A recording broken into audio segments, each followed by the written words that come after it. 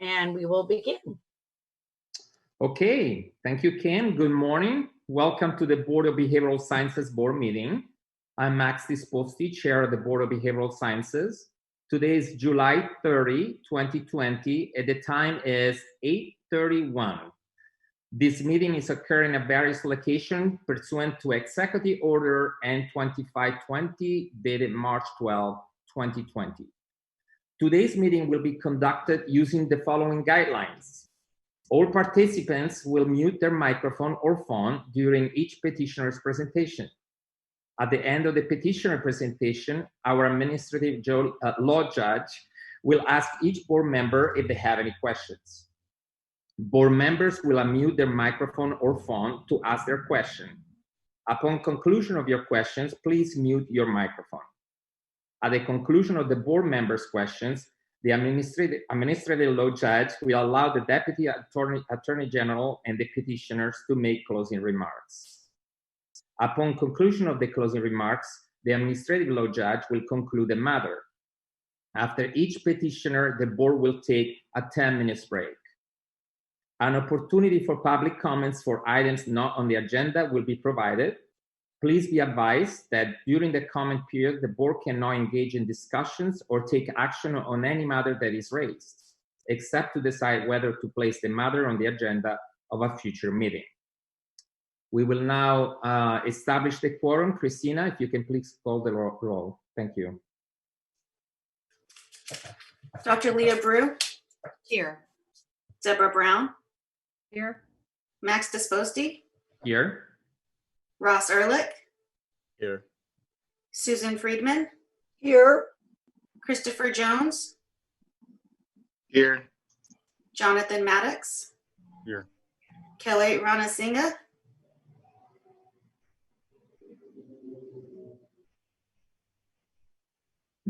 We don't have audio on Kelly, but he has confirmed to be present. John Sovek? Here. Wendy Strack? Here. Christina Wong? Here. And for the record, Crystal Anthony is absent. We have a quorum. Thank you, Christina. We're now moving to the public comments agenda item. I would like to read a public comment statements before we start. The Board of Behavioral Sciences welcome any member of the public to speak during the public comments for items not on the agenda, portions of today's meetings. So that each speaker has the opportunity to speak, all speakers will be limited to a time period of 2 minutes. The board requests that comments be addressed to the board and that the comments be made in a respectful manner. The board would like to remind speakers that if the comments are related to a complaint or investigation, the speaker should refrain from disclosing any names related to the complaint or investigation. Should the matter come before the board for a decision, the disclosure might compromise the board's ability to adjudicate the matter. As a final reminder, the board might not discuss or take action on any matter raised during this public comment section, except to decide whether to place the matter on the agenda of a future meeting. Government Code sections 11125, 11125.7a. We can now move to the public comment agenda items. Are there any public comments? Max, can I interrupt real quick? I want to make sure the court reporter is not recording this, as we're not yet in the hearings. I just don't want her to do extra work. Thank you for adding that. Thank you so much. Just wait till the ALJ tells you to go on with that. We're on the record, and I'm sorry I missed that earlier. Kim? Thank you. Yeah, Max, one brief comment. I did see that Crystal Anthony has joined us. Perfect. Yes, I see Crystal here. Welcome, Crystal. Welcome, Crystal. So we're now at the public comment agenda item. If there are any public comments, this is the time for you to present, and you have 2 minutes. Yes. I have a public comment that I'd like to read, actually a statement that I would like to read. Good morning, board members. My name is Perla Hollow. I'm a licensed marriage and family therapist from Los Angeles. I'd like to bring attention to the board a very important issue to me. In the last several weeks, it has been clear to me that many of my clients and colleagues have been deeply affected by the recent social justice movement following the death of George Floyd. During this very emotional time, I've come to reflect on my role in changing our society, not only as a citizen, but also as a therapist. One way this can be done is by changing the structure of mandatory CEU credits necessary for therapists to complete every licensure renewal cycle to include a mandatory 4 units out of the 36 CEUs dedicated to learning about multicultural, LGBTQ+, and gender competence. This is important to consider because it is vital that the therapy profession uphold the highest moral standards and ethics in order to provide the best care for the clients that we work with. With this understanding, it has become apparent to me that the therapist community is deficient in maintaining its competency around understanding the ever-changing social and cultural issues that impact our clients' mental health. This also leaves us deficient in the ability to address those cultural issues in our sessions with our clients. The recent events have also punctuated the importance of therapists' need to constantly take inventory of ourselves and of our own internal biases in the context of the changes occurring in our society. I know that all therapists have taken the mandatory cross-cultural counseling coursework that various graduate programs offer and provide, but I fear that is not enough. The fabric of our society is ever-changing. Just in the last 15 years, we have seen a change in marriage equality, a change in the diversification of our communities due to immigration, and continued evolution in civil rights for many minority communities. One cross-cultural competency course is not sufficient enough to meet the cultural implications brought about by the ever-changing landscape of our society. With the ever-rapidly changing impact on clients and on therapists, I believe it is incumbent upon our profession to rise to the challenge and to begin to meet the societal and cultural needs of our clients head on. We must consider making a change in the structure of the BBS CEU criteria needed for therapists for each licensure renewal cycle. By adding a mandatory 4 units dedicated to learning about multicultural, LGBTQ+, and gender competence, we can better begin to meet the fluid needs of our clients and the communities that we serve. Thank you for your time and consideration, and I hope that this proposal will be deliberated on in the future. Thank you. Thank you so much. Any other public comments? Max, before yes, I have a public comment. Before we begin, I need people to, if you could raise your hands before, there's a lot of people, I believe, that want to make a public comment. If you know how to use it, I'm sorry, is that Herbert? Is that? Okay, Herbert, you can go ahead. But if anybody else wants a public comment, please raise your hand. Now, Governor Newsom issued an appeal for LCSWs in light of this pandemic. I believe that was about perhaps 2 months ago. Unfortunately, I won't be one of those LCSWs because of the 6-year time frame. I appealed the 6-year time frame in March of 2011, and I lost the appeal, and as a result of it, my professional career as an LCSW was destroyed. Now, the reason they justified this was that the candidates for the LCSW licensure were able to complete those hours comfortably within the 6-year time frame. What it did not include was those who were not able to complete those licensure hours.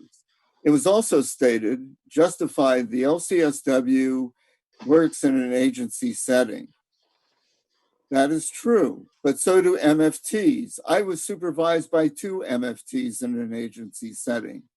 Furthermore, the completion of the licensure for MFT is 3,000 hours, where for LCSWs is 3,200 hours. Now, I've lost all those hours. The 6-year time frame has lapsed. I should at least be given credit for those hours. And as a result of this inequity, you are short of LCSWs in light of this pandemic. Now, this is a self-destructive agenda. Now, I can understand preserving the integrity of the license and everything like that. But for me, it was difficult to get 10-second placements warning. because of my age. So this is really an inequity that really has to be addressed right now, especially in light of this pandemic. There may be future pandemics. We're going to need every LCSW, every mental health professional we can get because Please of wrap the it up. traumatic experiences. Thank So, you.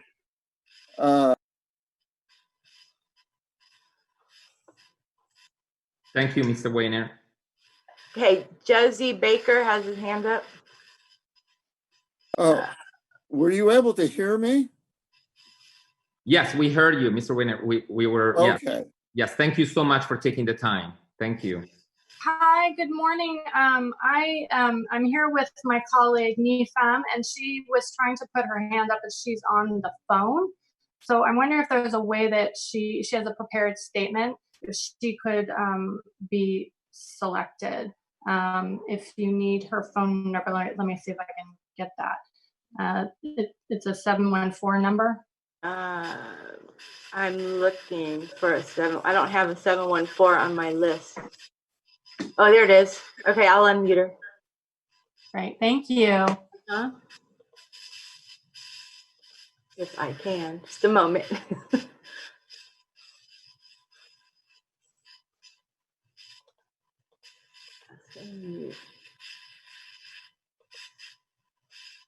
I can't unmute her. If Steve, if you can.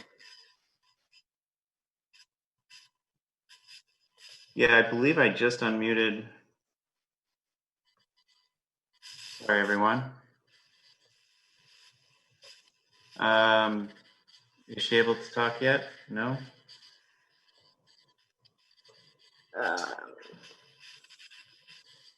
Sorry here. Sorry, her number is, I gave you the wrong number. It's 628-256. My Got it. apologies. Unmuted. There we go. There. And you're unmuted now, if you're on the phone? Hi, yes, good morning. And you have 2 minutes, okay? Okay, thank you. Uh-huh. I'm here to bring to your attention the disparity in clinical supervision regulations as it applies to medical social work. I am a Kaiser medical social worker trying to obtain clinical supervision hours. Kaiser is one of the largest employers of medical social workers in California, and within Kaiser, there are for-profit and nonprofit entities. I have shared a petition that has collected 270 e-signatures in support of providing equal opportunity towards licensure for all medical social workers. Kaiser medical social workers have the same job responsibilities in both of its for-profit and nonprofit settings. The current BBS regulations have inadvertently created disparities between us. My nonprofit cohorts can hire someone to provide clinical supervision. They can even have someone volunteer to be their clinical supervisor. Myself and other colleagues in Kaiser's for-profit cannot.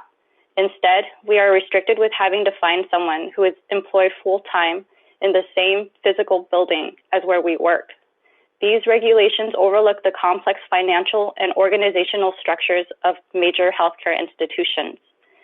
We were informed there was a bill proposed to revise the current clinical supervision regulations, but it was pushed back until next year. With the current pandemic, we as medical social workers are working with more and more families and individuals who are experiencing grief, depression, frustration, and anxiety. This is a time when all of us could be and should be benefiting from guidance provided by clinical supervision. We would like for the board to consider moving up this bill's timeline with a follow-up discussion with medical social workers to consider that these disparities are addressed so that all of us would be better equipped in supporting the communities we serve. Thank you. Thank you for your time. I appreciate you staying within the 2 minutes. If there are any public comments, please, I encourage you to be within the time given. Is anyone else, Steve, that you can see? I see Josie Baker. That was for the last person. The last Got it. one. Okay, and we'll lower the hand then. It looks like that's all the comments unless anybody, we don't see any raised hands, so. Okay, Is there anyone on the telephone that called in that would like to make a public comment? If so, please unmute your phone now. okay. You know, I'm going to go. This is Rebecca Gonzalez with NASW. I know there were people on the phone that wanted to bring up the problems they're experiencing at Pearson VUE testing centers. In light of the pandemic, it's very hard to schedule your exam. They are practicing social distancing, so they can't take as many people. And also for those who have a certain health condition where they really need to have a private room, it could be, it could take a very long time. And so I know they had a petition out there. They proposed a variety of solutions. I'm not sure what the correct solution is, you know, whether that's, you know, having more information from Pearson, doing what the board can do to pressure them to make it better with, there's also problems with some of their safety protocols. They're not providing temperature checks or enough PPE is what I've heard. Or if it's looking at the 6-year rule, which was suggested before. Some people want online proctored exams. There's a variety of things that could be looked at, but I think in the time of the pandemic, it's a good point of discussion. So thank you very much. Thank you, Rebecca. Thank you so much. Anyone? Sorry, I was wondering if I could add something to that. Good morning, board. One of the issues that I'm hearing about and that I'm actually facing as well is even finding a test center that is within a reasonable drive. So at this point, most of the test centers that I've been able to find, and I'm in Northern California, are at least a 2-hour drive away. And when I've been reading comments online, other associates are finding the same issue where they have to drive, 2, 3, 4 or more hours to find a testing site that's open within a reasonable amount of time. And there is a difficulty finding a place that is open or that even carries the exam, the clinical exam. And so I know this is a big frustration for many of us that are trying to get licensed. We've had time to study and time to try to prepare for this through years, obviously, and also through, months of study time. So if the board could give consideration to some sort of option out there for us where we don't have to drive so far or don't have to wait so long to take our exam, I know that would be much appreciated. Thank you for your time. Thank you for your comment. Anyone else? I see Josie Baker. Hi, yes. Thank you again, board. I'll be very quick. I'm colleagues with NIFAM who just spoke about Kaiser Permanente medical social workers. I do want to make sure that the board has the opportunity to take a look at the petition that was sent to both Kaiser as well as outside entities for medical social workers. There's over 260 signatures on that petition, and we would really appreciate your consideration. Thank you again for listening to this really important issue around parity. Thank you. Thank you for taking your time today. I don't see any. I see a Rebecca. Please go ahead. Thank you, Kim, and good morning to the board. I'm also an associate clinical social worker in Los Angeles, hoping to be able to take the exam in the near future. And echoing Rebecca Gonzalez's statement and concern for testing at Pearson VUE, from finding a site to safety in the actual exam, and really taking a look at what other professions, such as our lawyers and the Bar Association and the medical profession, are also doing right now to protect the safety and of their professionals, while also ensuring people are allowed to proceed in their careers. So I just hope that the board really takes this seriously. I know we're in an unprecedented time with many, many important issues and things to consider, but this is really impacting the lives and our salaries and our ability to care for the people that, we came into this profession to serve. So thank you so much. I appreciate it. Thank you. Thank you for your time. Kim, do you see anybody else? No, I don't see any more hands. Okay, then we are moving on to our next agenda items, which is suggestion for future agenda items. This is for our board members. If there are any suggestions for future agenda items. I see Leah. Leah, go ahead. I have two suggestions. One is looking at the language we have for the Kaiser medical social workers to ensure that equity in their ability to provide services. That's one. Okay. And the other would be considering for the board to consider adding mandatory units related to diversity issues. I specifically would like to add race, ethnicity, LGBTQ+, gender and gender identity, religion, ability, and social class. I'd want to make it more specific because the word diversity or culture could be too broad. That's it. Thank you. Thank you, Leah. Kelly was next. Anyone else? Kelly. Kelly? Kelly, we can't hear you. Guys, I'm sorry, I don't know what's happening, but I would second Ms. Brew's suggestion to add as a future board member board agenda item the concept of mandatory multicultural units in CEUs and specifically also related to trauma of poverty and immigration.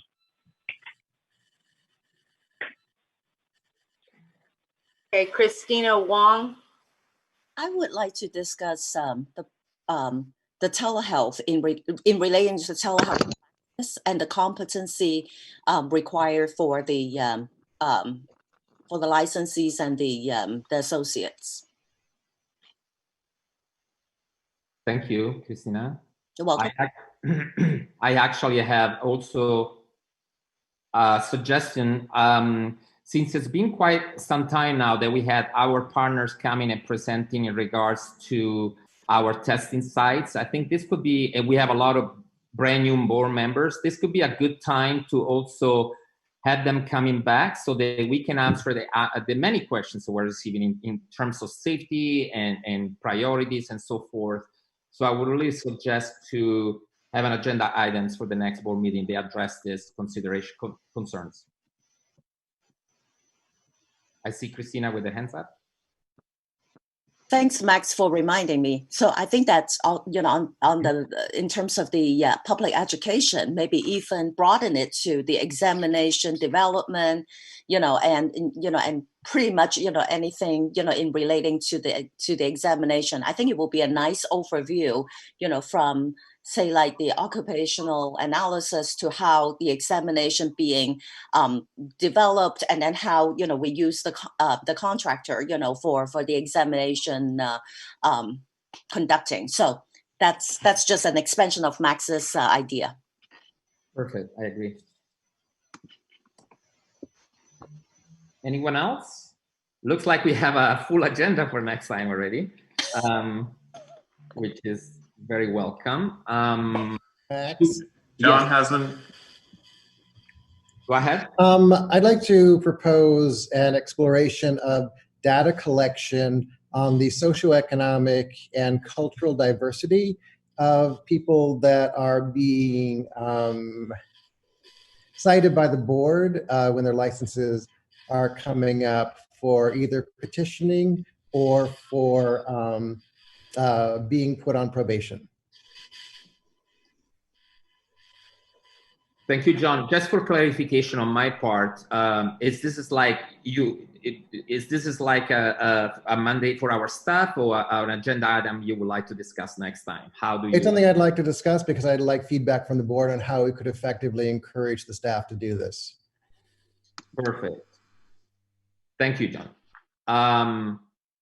It looks like we have a lot of things coming up. So how do we proceed in regards to, should we put this to vote, Ken, or Could I add something real quick, Matt? Rebecca has one more. Could you use your raise hand feature? Because I don't think we can see the raised hands with so many faces on the screen. I'm sorry. I'm That's like okay. having trouble finding that this morning. I just want to I want to thank both Max and Christina for picking up the testing issue, but I also want to make sure that on a future agenda item, the discussion is broad enough to try to talk about how to alleviate the concerns during this COVID-19 period. Absolutely. That was my intention as well. Thank you, Rebecca. Thank you. And Max, you don't need a motion or anything. These are just, staff has been taking these down as considerations for future agenda items, and the staff will either focus them or work on them in the meantime while we're getting ready for the next meeting. Thank you, Sabina. Sure. Thank you so much. I believe we don't have any other consideration or suggestion for future agenda items, right? Correct? Correct. If that's the case, I'm now moving the meeting to over our Mr. Wong, our administrative law judge, so he can take over the floor, and we are going to listen to our petitions as well. Thank you, Judge. Okay, thank you, Chairman Disposti. So I'll go ahead and call the matters in the order that they're listed on the agenda. So the first matter will be Jessica Stefan.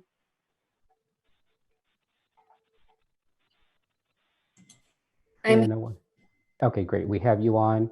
And Mr. Arthur, are you still on? Yes, Your Honor. Okay, great. Thank you. All right. So, Madam Court Reporter, if you're ready, if we could go ahead and go on the record.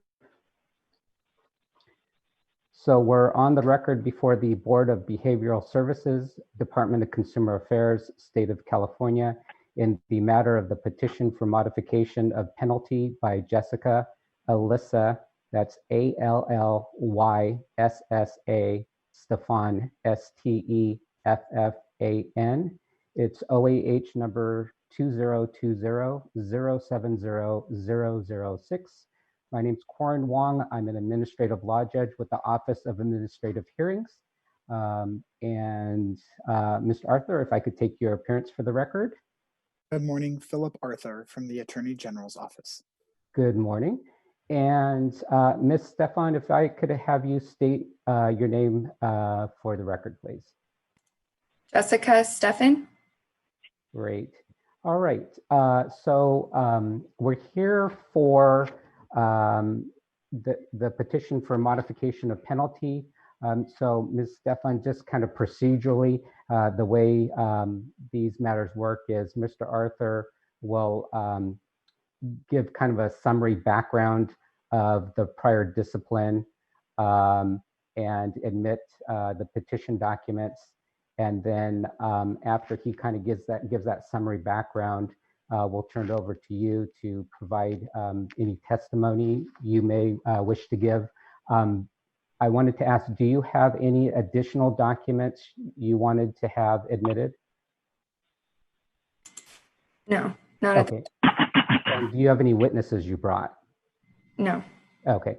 So after you provide your testimony, Mr. Arthur will have a chance to question you.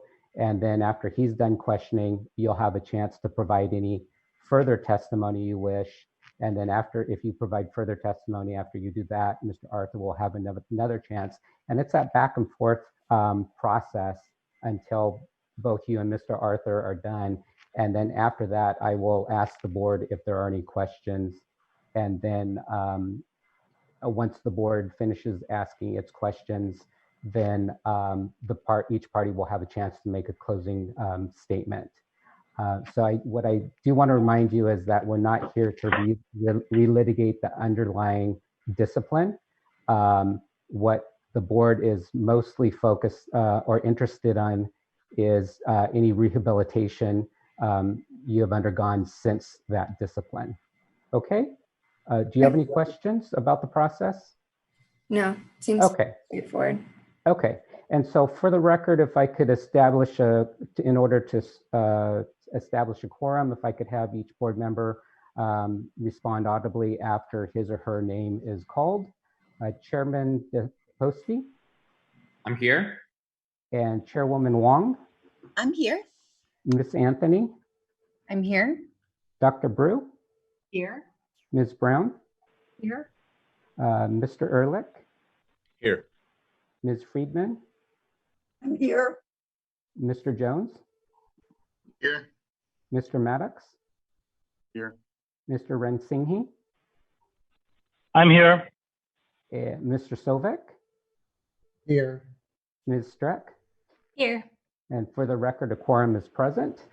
Okay, so Mr. Arthur, do you wish to have the petition packet marked and admitted at this time? Yes, Your Honor. Would you still like me to go through and kind of summarize what's in there first, or? If you like, you can. Sure. Yeah. Actually, let's go ahead and do that. Okay. Whenever you're ready. Okay. Thank you. I'm appearing on behalf of the Attorney General in accordance with Government Code Section 11522. I'm here to assist the panel in fact-finding. My role is not adversarial, but is intended to protect the public interest. I'm here to ensure that the panel has adequate information from which to make a decision. Ms. Steffen's license application was subject to denial based upon her April 21st, 2016 conviction for violating Vehicle Code Section 23152, Subdivision B, which is driving with a blood alcohol content of 0.08% or more. Effective February 1st, 2018, through a stipulated settlement, Ms. Steffen's license application was granted. However, her license was placed on 4 years probation. Ms. Steffen has complied with all conditions of her probation, and she now seeks early termination of her probation. Marked as Exhibit 1 is the petition packet in this matter, which consists of the petition itself, proof of employment with Union of Pan-Asian Communities, dated January 20th, 2020, Ms. Steffen's performance evaluation from Union of Pan-Asian Communities, dated September 3rd, 2019, proof that Ms. Steffen passed the exam for a licensed marriage family therapist on December 3rd, 2019. There are letters of reference, 5 letters of reference, work performance evaluations dated May 14th, 2018 and January 7th, 2019. A letter of reference from Christy Chaffee, along with Ms. Chaffee's resume. It also includes the stipulated settlement and disciplinary order in this matter, effective February 1st, 2018, placing Ms. Steffen's license on probation for 4 years, along with the underlying statement of issues. The packet also includes a notice of today's hearing and Ms. Steffen's license certification. I move to submit Exhibit 1 into evidence. Okay. And if it's okay with you, what I did is I marked the documents prior to the stipulated settlement as 1, the stipulated settlement as 2, the notification as 3, and then the certification as 4. Is that okay, Mr. Arthur? Yes, Your Honor. Thank you. So those exhibits will be marked as indicated. Ms. Stefan, do you have any objection to exhibits 1 through 4 being admitted for all purposes? No. Okay, 1 through 4 are so admitted. All right, and for the record, Madam Court Reporter, Ms. Chaffee's name is spelled C-H-R-I-S-T-I is her first name, Christy. Last name is Chaffee, C-H-A-F-F-E-E. Ms. Stefan, if I could have you raise your right hand, please. Do you solemnly swear or affirm under penalty of perjury that the testimony you will provide in this matter will be the truth, the whole truth, and nothing but the truth? Yes. Okay, please put your hand down. And you may begin your testimony whenever you're ready. The one thing I would ask that you keep in mind is that we do have a court reporter taking down your testimony. So if you would keep the speed of your testimony at a slower speed so she can make sure to get down everything you say, that would be much appreciated. And with that, whenever you're ready. Thank you. I wanted to present to the board today a petition to have my terms ended, hopefully, Since I was convicted and my intern number was placed on probation, since then I've gone through, done a lot of work on myself, done a lot of, I've really taken it seriously, taken a lot of responsibility for my actions, and really realized how significant what I had done was. And since then, all the terms of probation, everything that the board has asked me to do, I've made sure that I've taken full responsibility and have completed all of those things. I'm not sure, Amanda, she's with the board and is my probation person. She has all of my therapy, all of my completion of my outpatient rehabilitation center, all of my DUI classes, all of the testing that I've done, just the whole, everything that the board has required me to do. And I feel like today, especially after getting my license recently and working in the field, I've shown that I've been able to take responsibility. I have moved up in my position. My company has entrusted me to become a lead clinician, and then I was a supervisor. I didn't see any interns or anything, just a supervisor role of making sure county files when county did audits and stuff like that.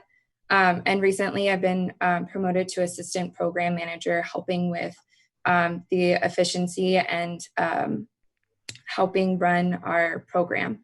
I really love what I do. I love working with clients.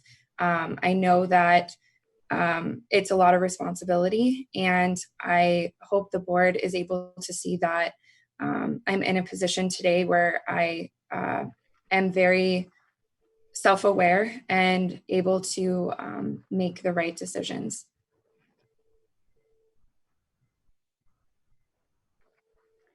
Okay, thank you. Mr. Arthur, any questions? Yes, Your Honor. Thank you. Good morning, Ms. Steffen. Good morning. What factors do you believe led to your discipline? When I got my DUI, just not being able to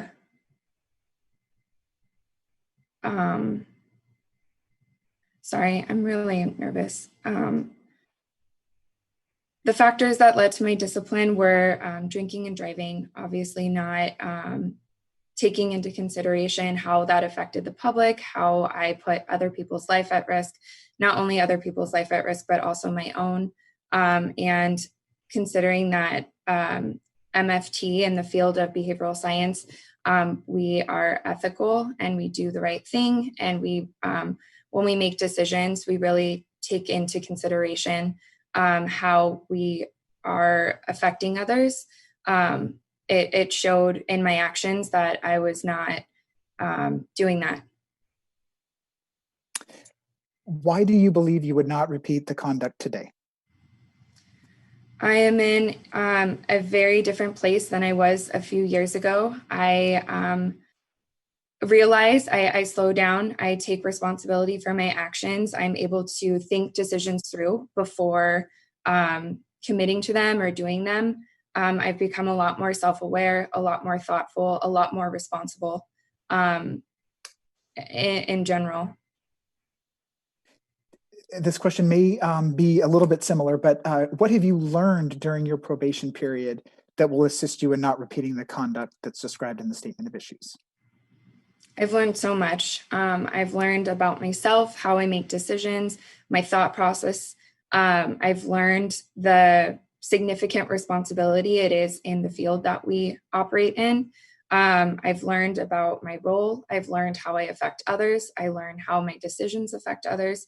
I learned how to provide the best care I can to my clients.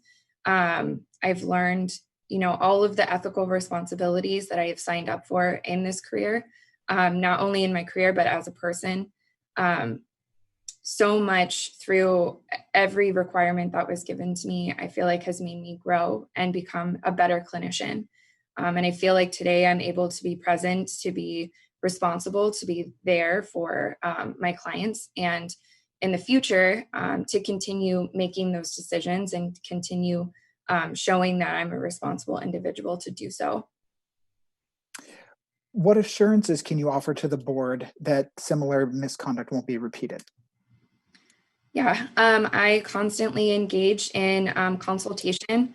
Even though I've gotten my license, I maintain a very close network of people who help me grow in my position clinically, being able to consult with them, being able to, like I said before, kind of slow down, take a step back, think about the consequences and think about the decisions before I make them, and really take my ethical responsibility seriously, and holding myself accountable, and having my supervisors and my people that I consult with hold me accountable as well. Do you drink alcohol still? No. Do you have what you consider like a sobriety date? It was January 28th of 2018, or when right before my a month before my terms went into effect. I have no further questions. Thank you.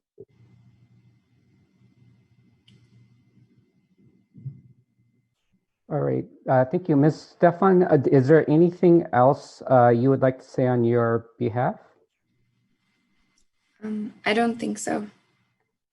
Okay. Thank you. And we'll turn it over to questions from the board. So first, Chairman Disposti, do you have any questions? Yes, I do. Thank you, Judge. Ms. Stefan, thank you so much for being here. I know this is really difficult, especially in this new environment that we're all trying to get adapted to. So thank you for your time.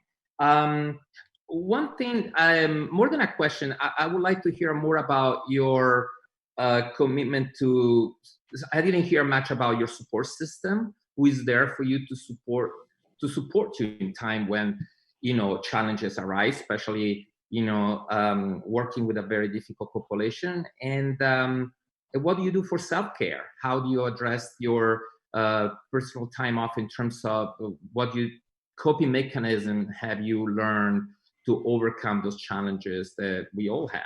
So I would like to hear more about that if it's possible. Thank you. Yeah, definitely. As far as support, I have a lot of support today. I have my family. I have really great support at the job that I work at.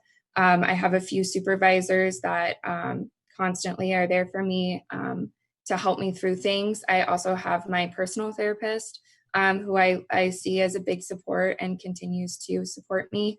I have a fiance who's really supportive to me. As well as a close knit of really positive friends that I've been able to establish really good relationships with and continue to work on those relationships to ensure that they're positive for me. As far as self-care goes, I read a lot, I hike a lot, I like being outside, going to the beach, doing things that kind of allow me to move as well, going on walks, going on runs, kind of de-stressing and moving my body, which has been really helpful, especially now with COVID. And those are my main ones. Okay. Thank you. No further questions from me. Thank you.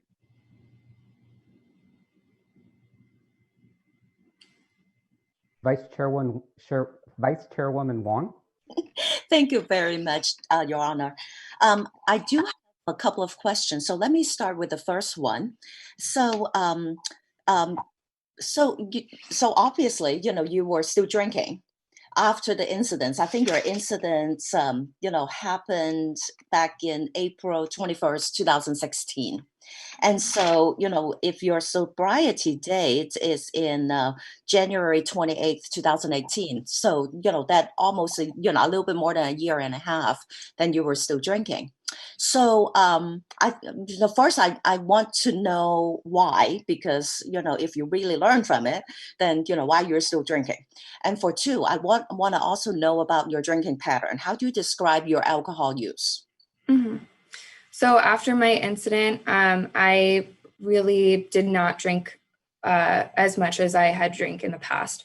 So after the incident, it was like very sporadic, very occasionally, maybe like a glass of champagne at New Year's. Very, very seldom. My friends all knew that that incident really shook me up and really made me take a look at myself. So I really did not participate in a lot of drinking. My sobriety date is the date that I had not had a single drop of anything since that date, just to clarify. And then, like I said, after the DUI, the drinking was very, very, very occasionally, only socially or on a holiday, maybe one or two times. And then after, or on my sobriety date, I haven't had anything since, and I don't, I'm not going to continue to do so. So just to clarify that. So when did you start drinking alcohol? Or, maybe you can, describe to the board also how much you used to drink. When did you start? How much do you drink? And, give us a little more details. Sure. So I probably started drinking maybe when I was 17 in high school. I would say like high school through college, just kind of stereotypically drinking in college, drinking with friends, drinking at restaurants and things like that.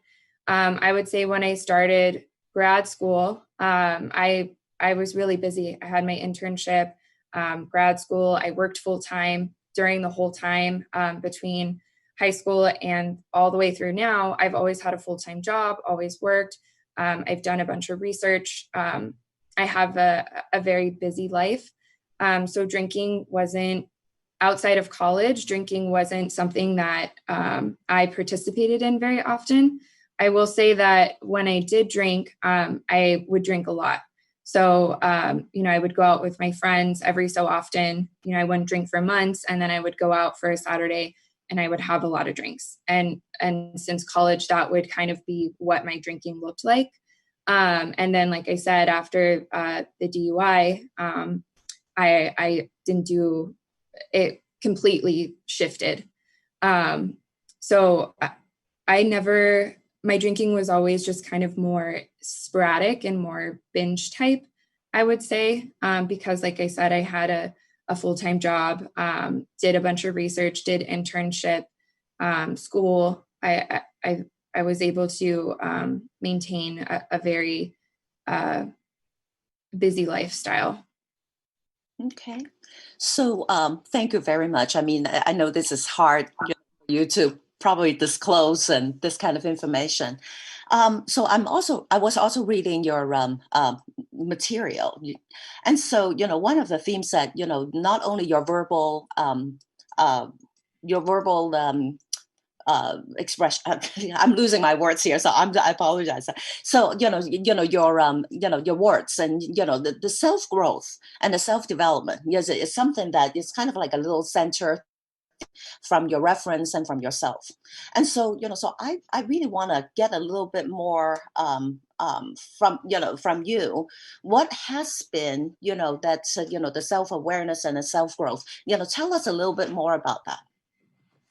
Yeah, I would say through this whole experience, I've learned about myself kind of more of like how I'm able to handle my emotions, how I'm able to handle stress, kind of the expectations for myself, the way I carry myself, how I make decisions, I would say has changed. The information or my emotion, maybe before I made more decisions based on my emotions.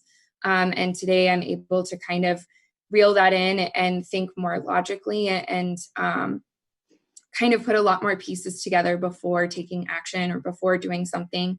I think also the way that I affect people, or the amount of how significant my role is in other people's lives sometimes, being able to kind of realize that and really understand and comprehend the significance of my actions, the significance of how I affect other people. And so just being more self-aware in how that comes across to other people, or how, they see me. I think that if that answers your question. Yeah. Okay. Thank you very much.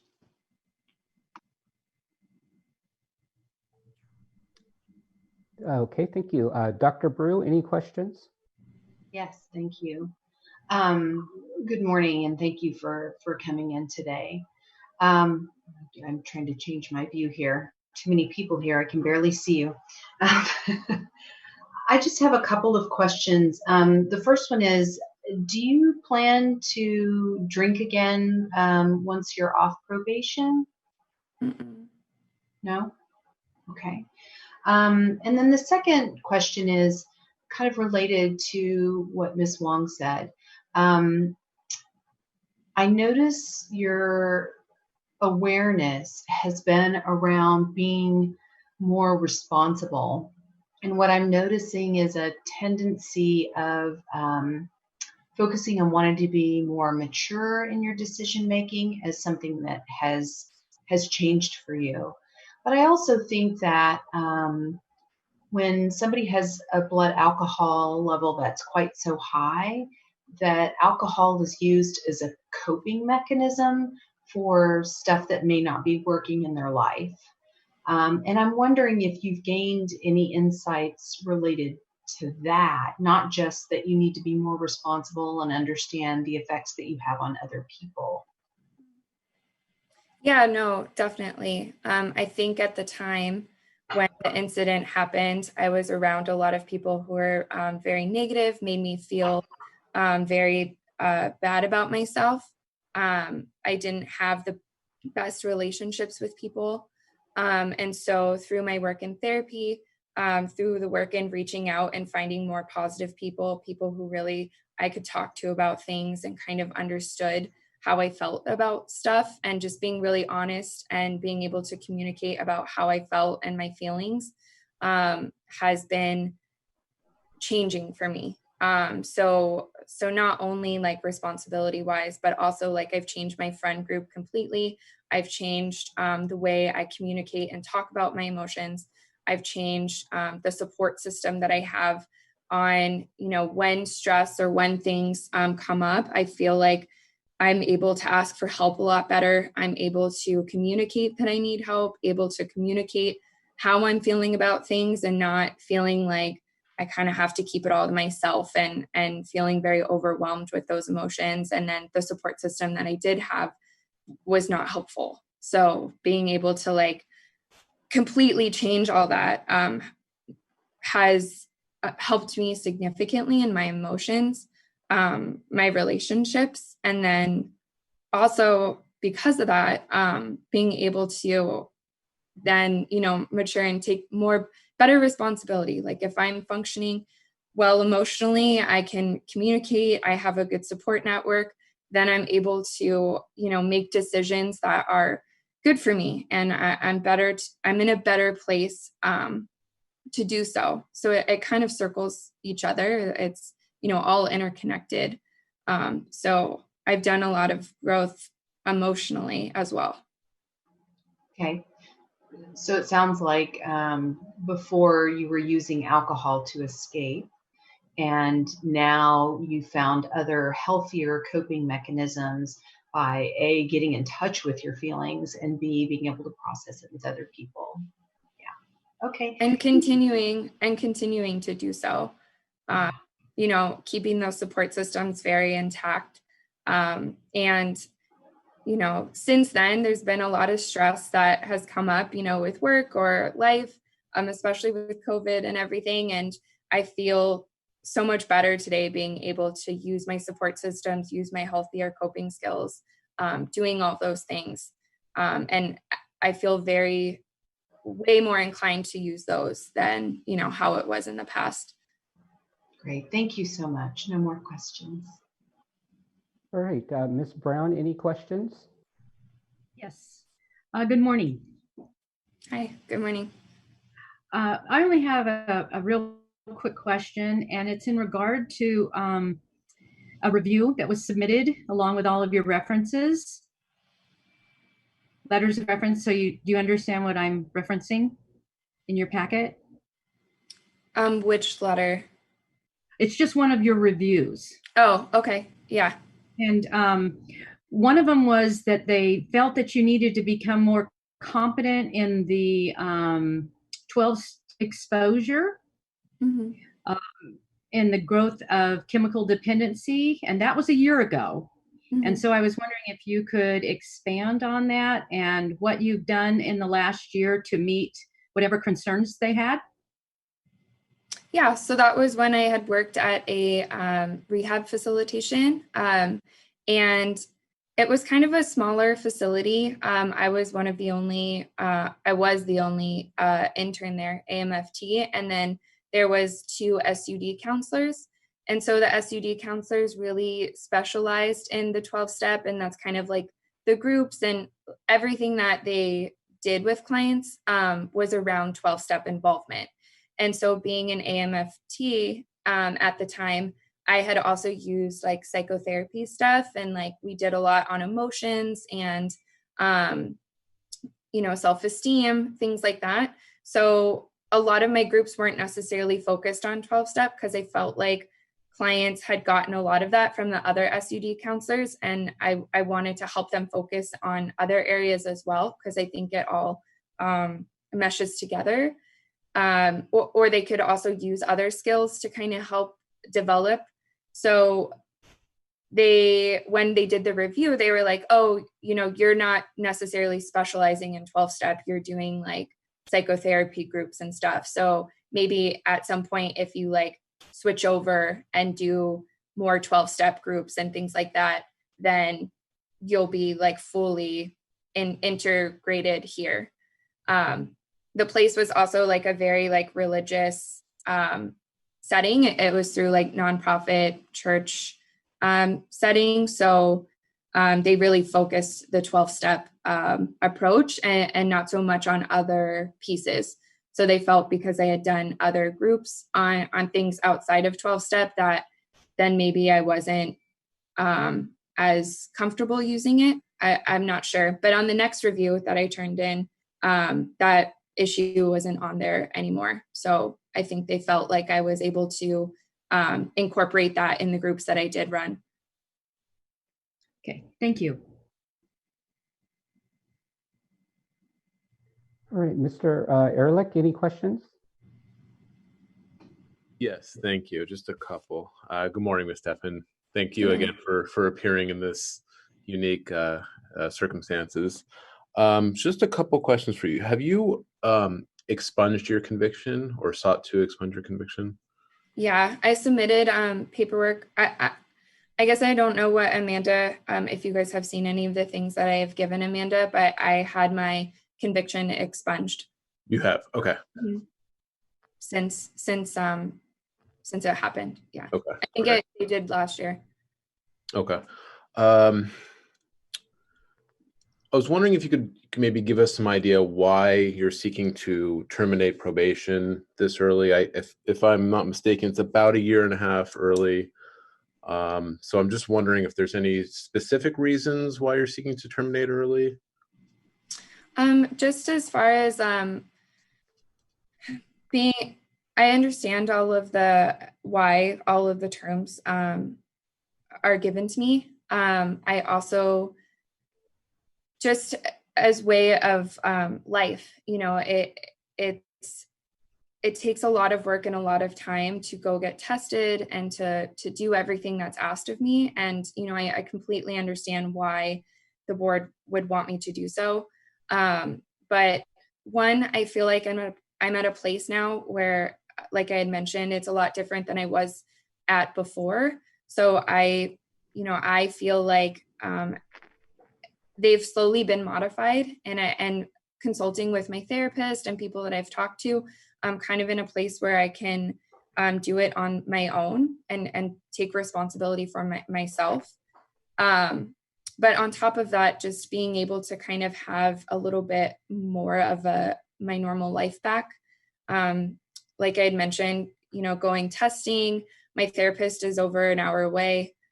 So driving to my therapist every week, now it's every month, but it's just taking a lot of time in day-to-day life, if that makes sense. That makes sense. I understand. And sort of more along those lines, I know you spoke about things that you've had to do from the board for on probation, as well as on the court, from the court, terms and conditions of probation. Are there any things that you've done outside of what the court has ordered you to do, or what the board has required you to do on probation? Is there anything that you've done on your own in terms of for rehabilitation or personal growth, other than that was what was ordered from the board or the court? Yeah, I've done personal growth stuff. I've done a lot of volunteering. Like I mentioned before, I do research. I volunteer at 2 different research facilities doing domestic violence work. I work under, at UCSD. I work under Dr. Elizabeth Reed, and she does a lot of help on women having support in domestic violence. So I spend a good chunk of my time helping with that. Also for myself, I'm involved in my church. I'm involved in hobbies and activities outside of that. I take a lot of CE credits, but they're not really CE credits. I don't count them towards anything, but I do a lot of my own continued education. I love learning. I actually started taking a bunch of Spanish classes. So just continuing to stay involved in things that I enjoy and things that I've always wanted to do. So I like doing that. I went on and got EMDR trained. I did a bunch of trainings with or under Gabe, Dr. Gabe. He's like a addiction specialist.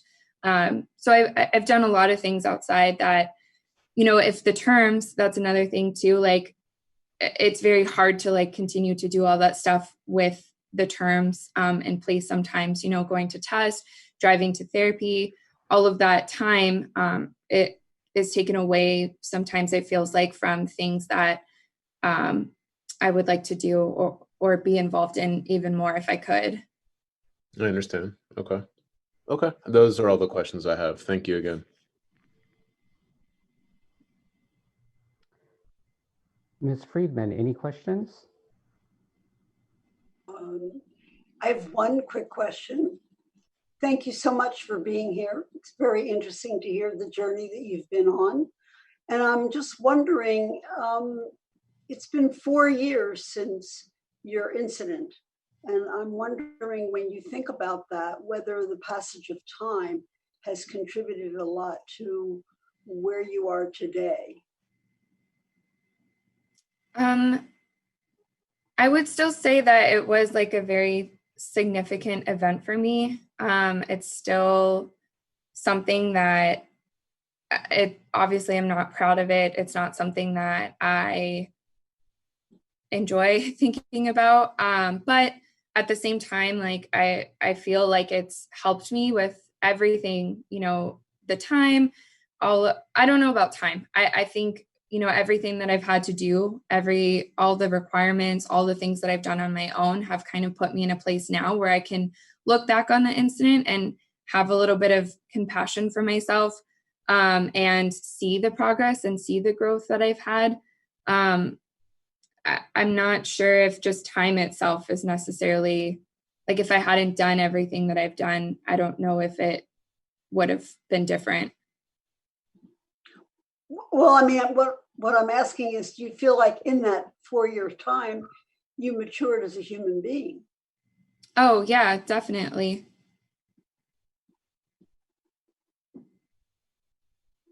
Okay, thanks so much. Really appreciate it. Mr. Jones, any questions? No, I have no questions.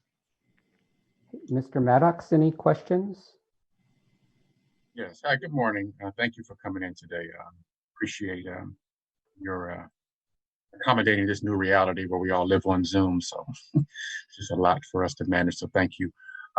I did have a couple questions though. One of the things that I heard you share earlier was the role of busyness and sort of and its impact on your alcohol use at the time when you got your DUI. Can you help the board better understand sort of what you've learned about the underlying current that fueled that busyness and sort of what are you doing differently to manage that? Because I hear you say a lot that I'm in this training and I'm working here and I'm volunteering there, which still sounds like busyness.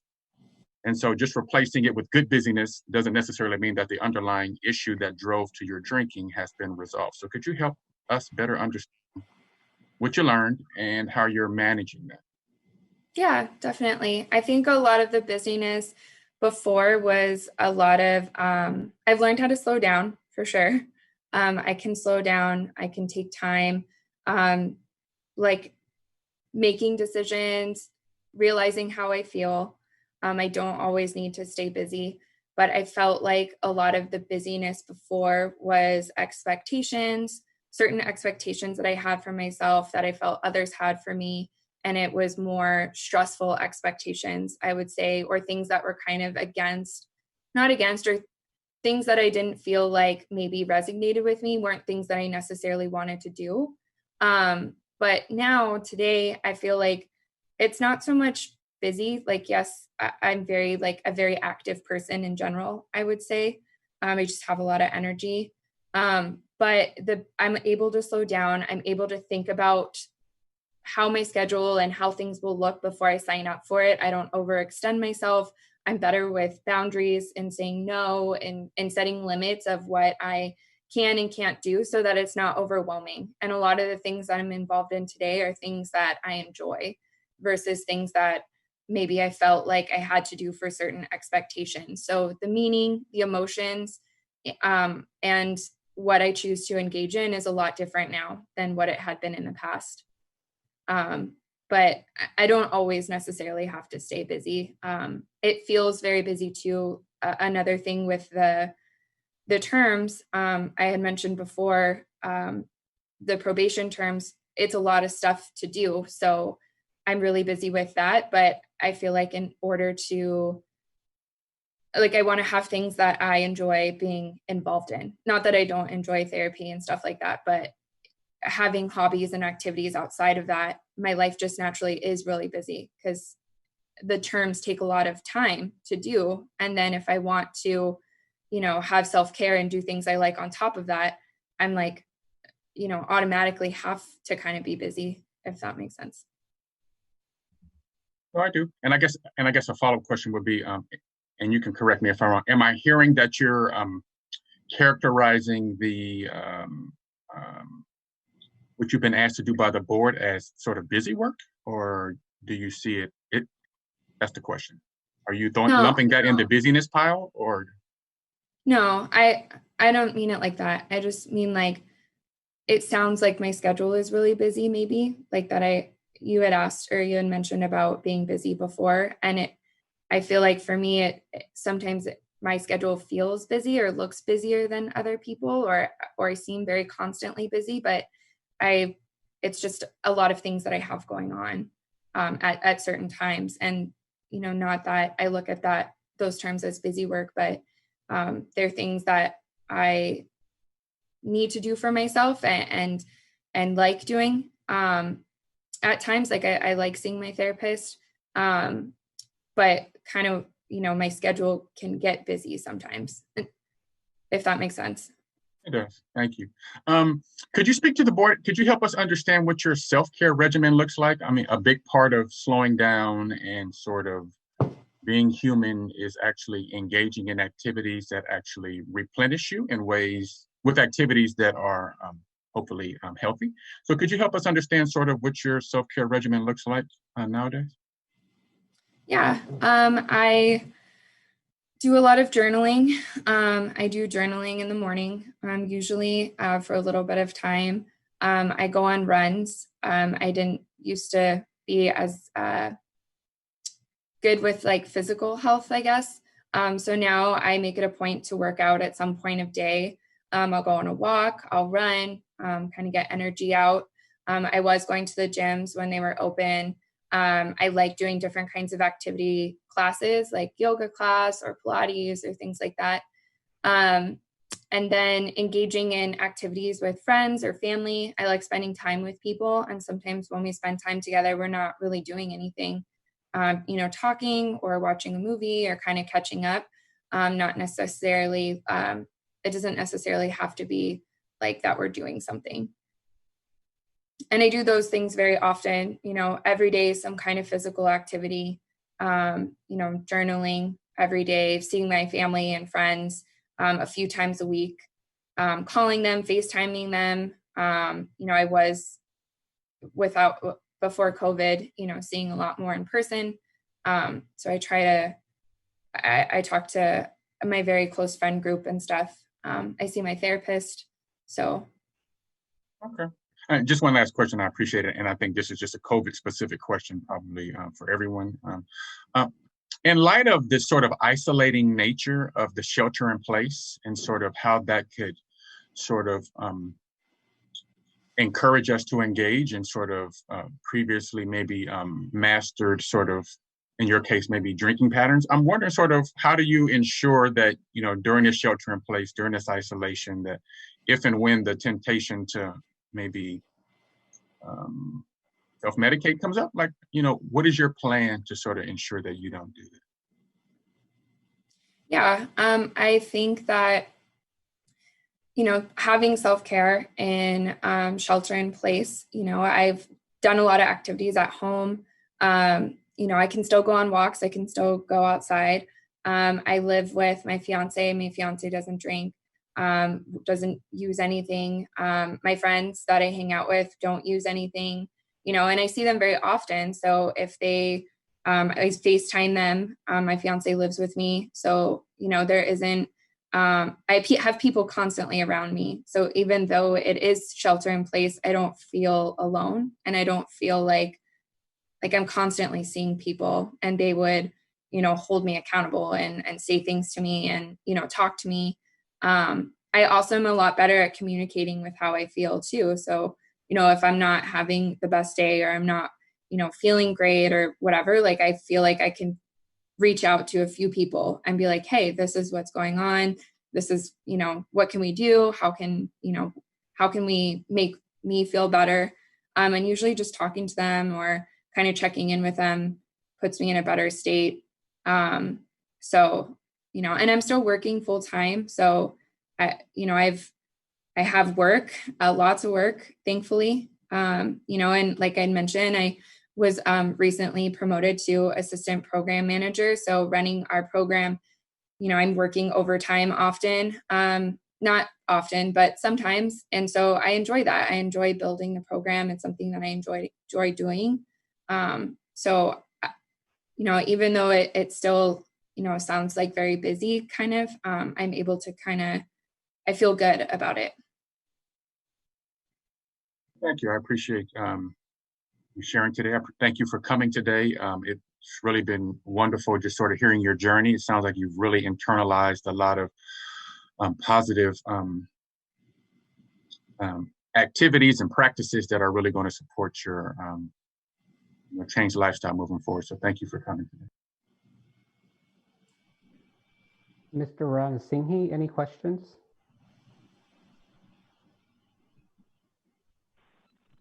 Morning, Ms. Stefan. Hi, morning. Are you feeling a little less nervous now? Yeah. Okay. I want to springboard off what board member Maddox said. Looking at your resume, you are not a lady that shies away from hard work. Is that true? I think so. Sometimes we can wear our work like a suit of armor, and feeling busy and getting torn up into our identity with our job and our job duty can be very fulfilling for us. And certainly for someone who's worked with foster kids before, you kind of know the feeling where you're getting pulled in different directions and you're very busy. How confident are you when that happens? You're going to be able to say, you know what, I need to take a step back. I need to exercise some self-care. Because saying that to a supervisor or another coworker or a colleague can sometimes be awkward. Are you in a position where you'll be able to say, you know what, I know there's like 5 different things going on that you need to put out this fire, but right now I need to take a step back because I'm not in a good space? Yeah, I've taken self-care days. I'm actually very fortunate that my director is very, she's a big advocate of that, you know, and she takes self-care days. So I feel like it's okay to take self-care days. I go on vacations. I take time off. I feel comfortable doing that. I actually did that not too long ago, just took a day to kind of do whatever I needed to do. So I feel good about that. I don't have any problem doing that. Okay. And I know we've kind of been over this over and over and over again, but 3 things. Can you give me 3 things that help reinforce your recovery? Yeah, I would say talking to somebody, doing some form of self-care, usually going on a run or working out, something physical, and, you know, doing something that I like doing. So a hobby, an activity, something that keeps me engaged. I like reading. I've had to get creative with COVID. I kind of started macrameing and decorating. And so I have a lot of interests as well. I'm learning Spanish. I really love that. So yeah. Okay. All right. Thank you. Outstanding. You're on to no further questions. Okay, Mr. Sovek, any questions? No, I have no questions at this time. Ms. Strack, any questions? No, I think the questions I had have been asked and answered. Thank you. Okay, and I've gone through all the members, and I'll just ask one more time. Your Honor? I didn't get to go. I apologize. We have a board member that came late, so perhaps it's not on your list, which is, yeah. Okay, I apologize. Is that Miss Anthony? Yes. Okay, I'm sorry. That's okay. That's my bad for being late. I actually just have comments. And if you've ever seen a board member meeting, you would know that these are the comments that I kind of make at these meetings. But I want to commend you because I feel like you've actually come a really long way. Your incident happened in 2016, and from what you're sharing, it seems like you have done a lot of work. I just wanted to say, like, you are really powerful. You are good, and you are resilient. And I admire you being able to sit here, and especially during COVID, there's a lot more people that show up for these meetings. If it was up in Sacramento, it would be like a pretty empty room. And so I really commend you for that, because I feel like I'd be scared to be in your shoes as well. So I appreciate you. And I also just want you to be remember, because there's a lot of shame with substance use, and especially with DUIs and things like that. And it's like, you are good still, you know, and you've done the work. And I thank you for your ability to share candidly about your past and about kind of what's brought you here. But I also just want to remind you that you're more than like the worst thing that's ever happened to you, and that your experiences can actually impact your work in such a beautiful way. And so maybe I do have a question. How has what you've been through impacted the work you currently do? Good question. I feel like I'm able to connect with or understand people better, or you know, now I work with a lot of co-occurring. I see a lot of substance in my office, so I think it's helped me grow not only for myself but clinically. I'm able to like understand things better, or have more empathy, or I would just say more empathy, more compassion. I'm able to understand where someone's coming from a lot better. And then just wanted to tell you that this piece, this bump in your road, you're now like a lived experience expert. You've been through something that many people have not been through. And so use it as a strength in your work. And again, like I admire you, I admire your hard work and your ability to continue to grow as a clinician. And I thank you for being here today. Thanks for having me. Thank you. Any other questions by the board at this time? Okay, not hearing any, we'll move to closing arguments. Mr. Arthur, do you wish to give a closing? No, Your Honor. Thank you. All right, Ms. Stefan, do you wish to give a closing?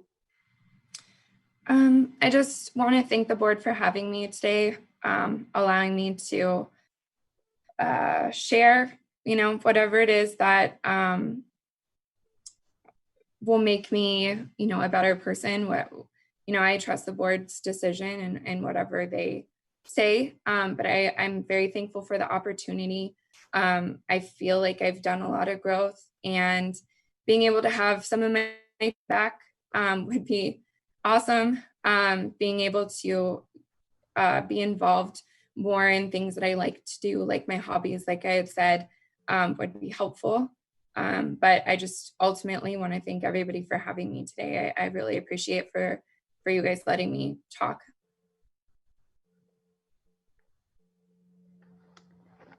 Okay, thank you very much. So that concludes the hearing, and so we are off the record. Ms. Stefan, just to let you know what happens next is later, after we finish hearing the remaining petition hearings, the board will adjourn to closed session to discuss your matter.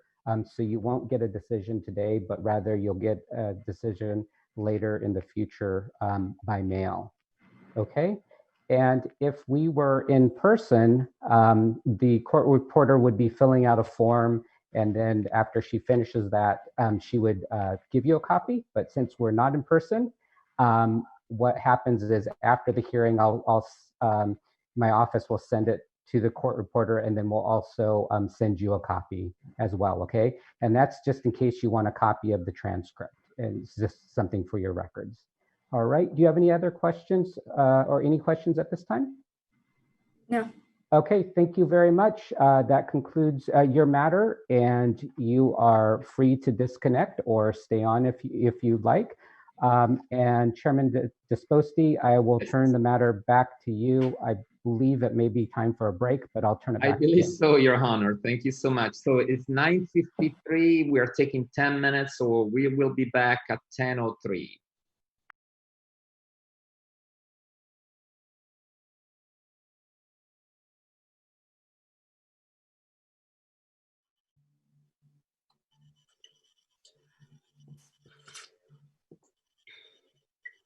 Okay, so Mr. Mejia, I would ask that you start your video.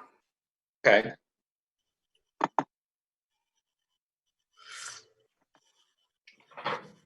And Jonathan's not back on just yet. It says I cannot start my video because the host has stopped it. Oh, we'll fix that.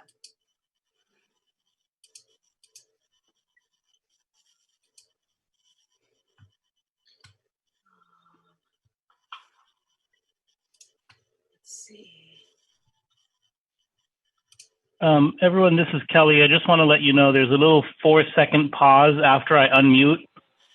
I'm not sleeping. There's a little sentence that goes off in my ear that says your line is now unmuted. So it takes me about 4 or 5 seconds to respond. Don't worry about it. We won't judge you. This is a court reporter. My microphone, I'm not hearing you all as well, so I'm going to sign off and sign back on if that's okay. Go right ahead. We'll wait. wait. Thank you. That'll give us some time for Jonathan to come back on.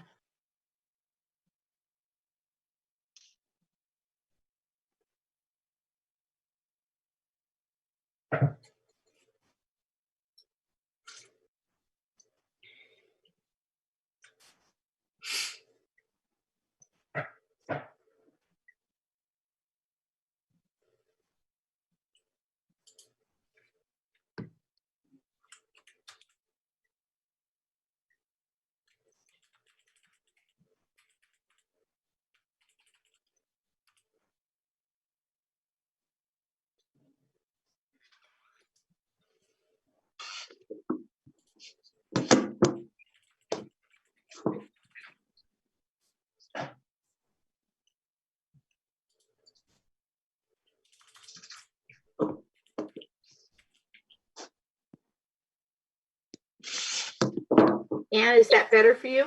Yes, it is. Thank you. Oh, great. Okay, I'm ready Sabina. whenever. All right. Sabina, are you on? Whoops.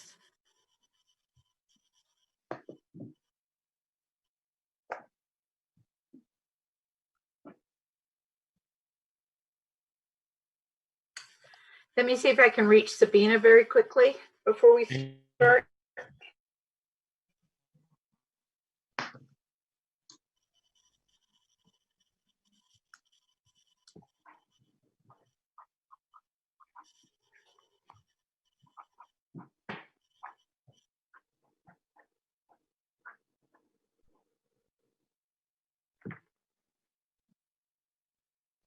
I see Sabina. Okay, perfect. I think Sabina has some audio problems.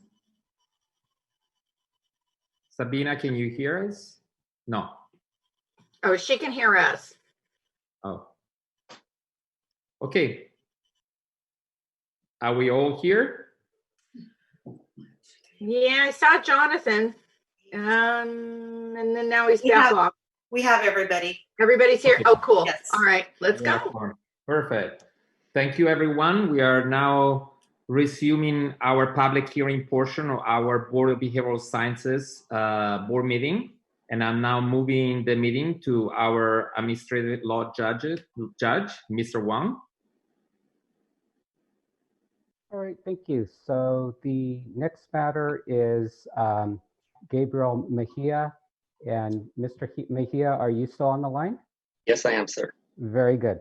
Let me close one thing on my screen.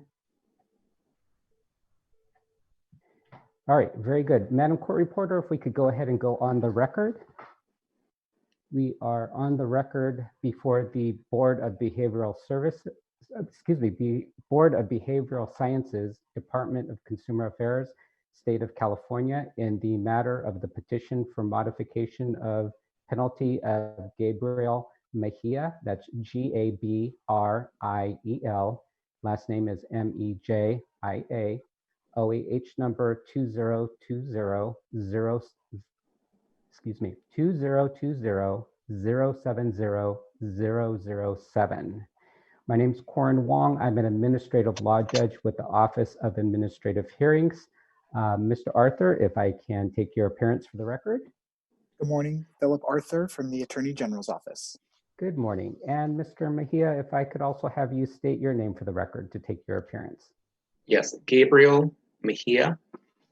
Okay, and Mr. Mejia, were you on the line earlier with the prior petition when I went over the procedural, how this matter would proceed procedurally?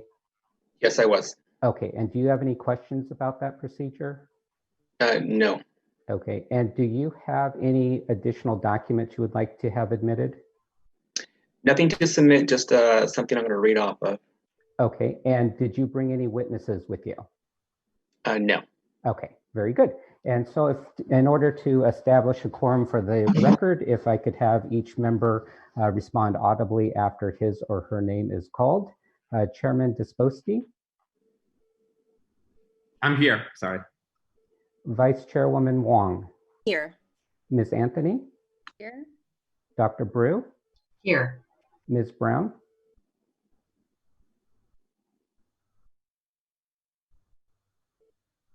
Deborah Brown.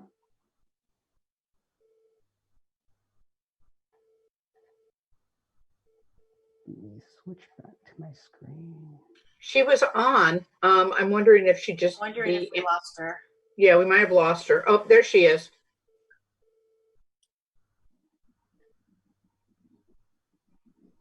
She's in. We can call her name for roll again. Okay, Deborah Brown. Here. I keep getting knocked off, so I don't know what to do. Mr. Ehrlich. Here. Ms. Friedman. Here. Mr. Jones. Here. Mr. Maddox. Here. Mr. Ranasinghe.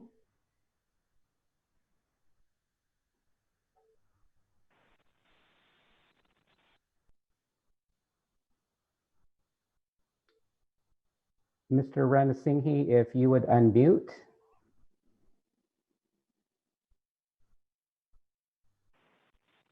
Here. Thank you. And Mr. Sovic? Here. Ms. Strack? Here. And for the record, we have a quorum. Mr. Arthur, if you would like to provide your summary statement and documents. Thank you. Just first, for the record, I'm appearing on behalf of the Attorney General in accordance with Government Code Section 11522. I'm here to assist the panel in fact-finding. My role is not adversarial, but I'm here to ensure that the panel has adequate information from which to make a decision. In this case, Mr. Mejia's license was subject to discipline based upon his January 10th, 2017 conviction for violating Vehicle Code Section 23152, Subdivision B, driving with a blood alcohol content of 0.08% or more. Effective February 1st, 2018, through a stipulated settlement, Mr. Mejia's license was placed on 4 years probation. Mr. Mejia has complied with all conditions of his probation, including full payment of cost recovery. Mr. Mejia now seeks early termination of his probation. Marked as Exhibit 1 is the petition and accompanying documents, which includes the petition itself, 6 letters of reference, a proof of restoration of clinical privileges in social work and delineation of psychology from the Department of State Hospitals, Patton Hospitals, Mr. Mejia's certificate of liability insurance for working as a clinical social worker, Mr. Mejia's performance evaluations from Patton State Hospital, dated July 26, 2017 and November 27, 2019, 10 certificates of completion, and that consists of Exhibit 1. Hopefully I'm getting this right this time, Your Honor. Marked as Exhibit 2 is the Stipulated Settlement and Disciplinary Order, effective February 1st, 2018, placing Mr. Mejia's license on 4 years probation, along with the underlying accusation. Marked as Exhibit 3 is the notice of today's hearing, and marked as Exhibit 4 is Mr. Mejia's license certification. I move to submit Exhibits 1 through 4 into evidence. Thank you. Just a clarifying question, Mr. Arthur. I read the petition as being in the alternative, either early termination or modification of terms. Do I have the correct petition? Yes, Your Honor. Thank you. Okay, very good. Thank you. And so the documents are marked as indicated by Mr. Arthur. Mr. Mejia, do you have any objections to Exhibits 1 through 4 being admitted for all purposes? No, Your Honor. Okay, 1 through 4 are so admitted. So Mr. Mejia, if I could have you raise your right hand, please. Do you solemnly swear or affirm under penalty of perjury that the testimony you will provide in this matter will be the truth, the whole truth, and nothing but the truth? Yes, I do. Okay, you could go ahead and put your hand down. So I heard you earlier, you mentioned you had a statement you wanted to read. So I'll just remind you that we do have a court reporter taking down your testimony. And when we read something, it's often very common for us to talk faster than we normally would. But I would ask that you keep in mind that we do have a court reporter taking down your testimony. So if you would keep the speed of your testimony at the slower end, that would be much appreciated. Okay, and with that, whenever you're ready. I just want to say thank you guys for allowing me to be here in front of you guys, especially during this time. Today, I openly and publicly make amends for my wrongdoings to the public at large, to all my fellow licensed clinical social workers, therapists, and board members. My name is Gabriel Mejia, and I have been a social worker for 14 years, 10 of which has been as an LCSW. I work with the goal of trying to improve the quality of life for all those who I serve while respecting their self-determination. I strive to do my best and put those who I serve first. However, I failed to think or act in a manner that was befitting of a licensed clinical social worker. and I made an unlawful, dangerous, and selfish decision to drink and drive while intoxicated. Though I may clock out from work as an LCSW, I should never clock out from the ability to think like a responsible and safe acting one. For those people who I may have harmed or could have harmed, I am deeply sorry and regret my actions. I regret not having the necessary self-awareness or the necessary critical thinking to have made more insightful choices that night. I take full responsibility for my actions and failure to have a safety plan after drinking. I want everyone to know that for the past 4.5 years, I have been devoted to my rehabilitation and my AA step work in order to remedy my actions of that night while making sure I never repeat those same actions or thought process. I would not be here if I truly did not believe that I have made amends for my wrongdoing. If I did not put forth a high level of commitment to my rehabilitation, I would not also be here if anyone in my support systems who have and will continue to hold me accountable had concerns or any objections to me asking for early termination. However, above all, and most importantly, I would not be here if I did not feel that I could not independently ensure the safety and well-being of the public. On March 14th, 2016, I was invited out to dinner and drinks by my old college roommate, who I had not seen in nearly 8 years. When I got that phone call that he was going to be in town for work and wanted to catch up, I excitedly agreed to meet up. As our night came to an end, I noticed that my friend was in no shape to walk back to his hotel, which was about 10 blocks away. So when he asked me if I could drive him, I regressed back into being that big brother for him that I was in college and agreed to drive him back to his hotel. In doing so, I grossly and shamefully ignored my own intoxication.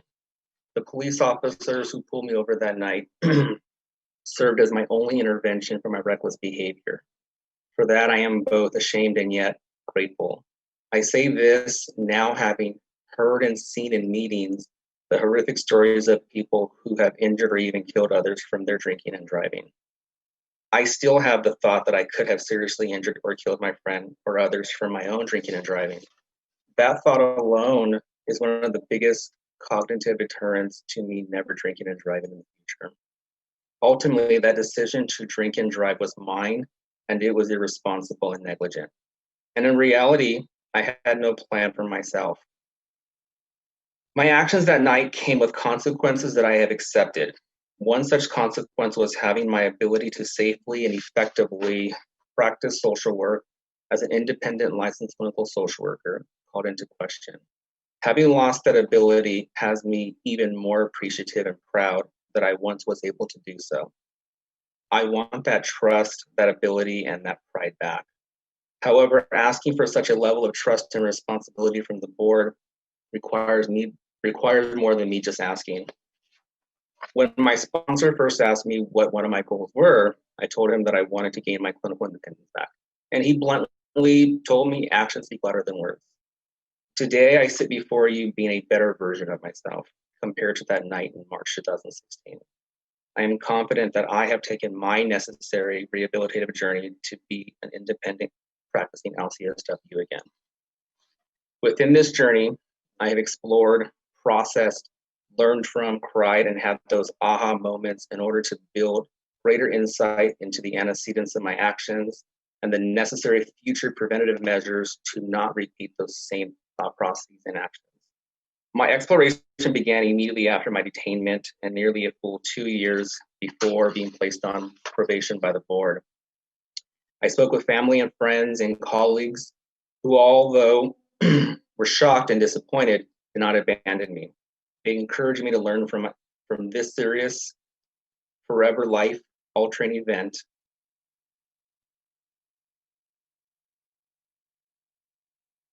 and offered me support in different perspectives.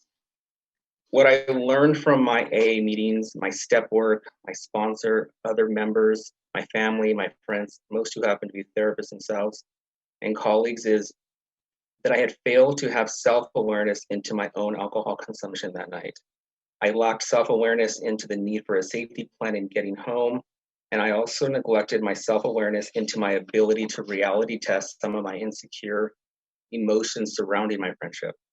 Moreover, I lacked self-discipline in saying no to my friend when asked to drive him home.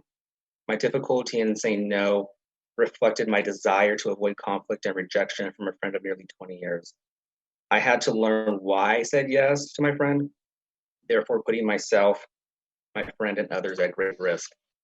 I was challenged to examine if my inability to say no was connected to possibly my upbringing, my parents' style of parenting. Was it from mimic behavior that I may have seen within my family? Was it my religious upbringing, cultural expectations? Was it because I was trying to relieve any emotional pain? Was it because I was surrounded by others who were drinking? After exploring my thought process and my behaviors with my various support systems for feedback and perspective, I came to a couple conclusions. First, it had nothing to do with my upbringing or culture. I was not peer pressured into drinking that night, nor was I trying to cope with any emotional pain in other areas of my life. But rather, I learned I had a desire to please my friend and avoid hurting his feelings. I now recognize that it was validating to be sought out by my friend and still included in his life after all those years apart. I also realized that I wanted to avoid self-guilt from disappointing him, especially in that night, since I had not seen him in 8 years, and I had been placed into a best friend and big brother category by him since we were roughly 18. I also came to learn that my inability to say no to my friend was connected to seeking his continued friendship. Here I was across from somebody who I had met when I was 18, someone who I had lived with during my formative early adulthood years during college and graduate school, and yet I felt this disconnect and wanted to feel that I still had a place in his circle of new friends. I allowed excessive alcohol use to rob me of my critical thinking and to prey on my insecure assumption of my friendship. Feelings of guilt and the need to be the big brother rescuer. I also allowed excessive alcohol to rob me of my firm boundary setting, which I have always had. I had it before and after this event, yet I did not use it that night. I understand now how important critical thinking and boundary setting is. I've come to learn that self-awareness, self-care requires me setting boundaries, and that saying no to people, places, and things that I feel uncomfortable with is necessary for my overall well-being. Being able to say no when faced with uncomfortable situations has inevitably helped me not having to deal with anxiety, guilt, or burnout in other areas of my life. My sponsor and participation in AA meetings have also allowed me to realize that I failed to have a plan of action that night. What I thought back then as being just a night out to catch up cannot and will not ever be viewed again as just a random night out. When alcohol is involved, there is no spontaneity. There must be a plan. Not every meetup or reunion requires alcohol in order to catch up. I should have had a plan for transportation that night and or utilize the readily available apps now on my phone for getting a safe ride home. I had never experienced that insecurity in a friendship or relationship before or since that night. In working my steps with my sponsor, I knew that I had to call my friend and express verbally what I was feeling that night. I called my friend to apologize and make amends for placing his life in danger and shared my thoughts and feelings I had that night. I was able to find clarity from this and learn that my assumptions were mutually shared. We both learned that time, distance, and just the everyday ebb and flow of life can strain even the best friendships, if not worked on and consistently nourished. Though we checked in with each other and shared text messages, it was not enough to feed the friendship to prevent insecurities from creeping in. So we decided that instead of predominantly texting, we would talk on the phone more often, and we do that. We have a group chat with our other roommates from college as well, and come to find out, we all felt that we had drifted in our friendships. So this experience has brought us closer. I was also reminded by my friends that I was the one in college who reminded everyone to use their words, tell us how you feel, and say it before you explode. And yet, I didn't do it that night. I have implemented this thinking and various safety plans into my life already. I have acted and been trusted as a designated driver to my friends and family who plan to partake in alcohol. I let my plans be known if I go somewhere, even if it's just for a day hike or a head clearing drive. just so that I have accountability for my whereabouts and for someone to check in with me. I express my thoughts and feelings more freely to my support systems, my friends, my family. I do not allow assumptions to get the best of me without reality testing. I do this not just with family and friends, but also with colleagues during a brown bag meeting that I arranged at work. I arranged it as an informal lunch hour get together that allows us to staff difficult cases, consult over diagnoses, discuss any countertransference issues, group ideas, review theory and application. My thought process was that in helping each other as social workers, we would be providing a higher level of social work practice to our patients. Overall, I have been more vocal with my family and friends to not ever drink and drive, and that there needs to be a safe and viable plan to get home if they do drink. Also, to learn from my actions and the need to have that healthy fear of what could happen if you do drink and drive. I am grateful that I have this healthy fear in me now. It has helped me to be even more self-aware in my planning and in my self-discipline. I never want to lose my ability to self-regulate my own behaviors. I have used my own DUI and the reasons I did get one as a teaching experience for my nephew and nieces. I have linked their drive-share apps to my debit card, not to promote drinking, but rather to promote safety through critical thinking and planning. That night, I created a problem with alcohol by not being mindful of my consumption and creating my own tunnel vision. I do not want them to ever have the same problem, nor do I ever want them to place their safety or the safety of the community in jeopardy. Alcohol, even when used recreationally or socially, can and will impair the best of us, and someone else's safety should and will never be minimized or dismissed by me in the future. Alcohol use in any capacity should not be taken lightly, nor should it be used without knowing the potential consequences to others. Also, what I learned from those rooms and those meetings and those human beings in there will serve me for a lifetime. I learned people can change and we can redeem ourselves. Bad days are part of a good life sometimes. We have choices. We can choose to stay sober. We can go to meetings. We can reach out for support. We can use healthy coping skills. I learned the importance of critical thinking. I learned the importance of being mindful with our emotions and feelings. I learned that we need to live one day at a time. We can still plan, but we must get through today by living in the present and being mindful, transparent, and self-aware. I learned the need for humility because it allows for teachable moments. The importance of setting boundaries and saying no.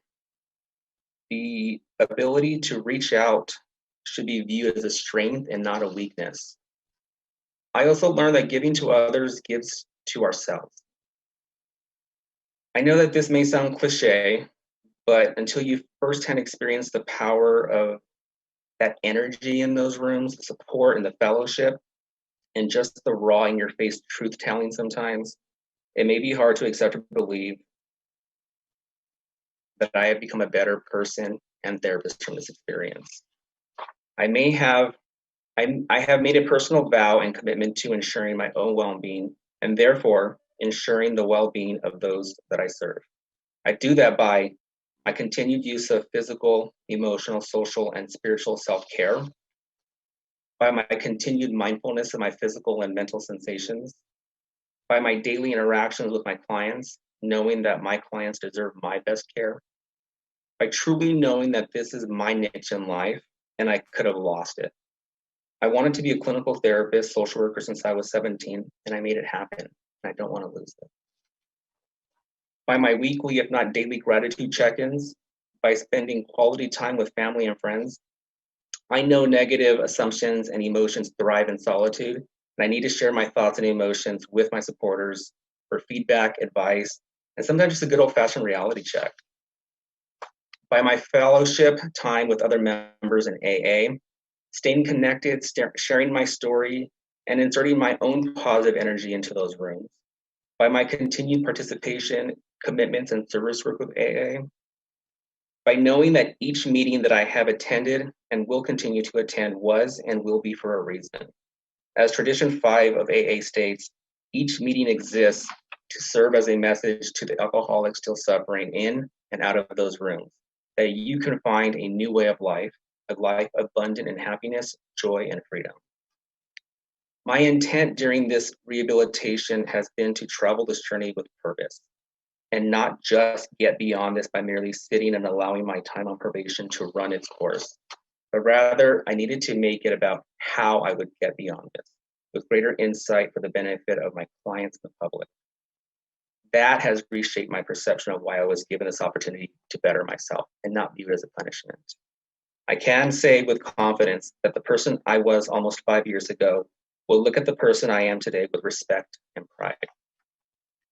I humbly ask for my petition for early termination to be granted so that I can push the play button back on my life and resume responsibility for myself. By resuming independent practice, I can put into practice what I have learned without the need for oversight from the board, but rather the confidence from the board that I will ensure the safety and well-being of my clients. My commitment to the safety of my clients and the public at large is not just a pick and choose option for me, but a priority. This journey will always serve as my daily reminder for that. Thank you.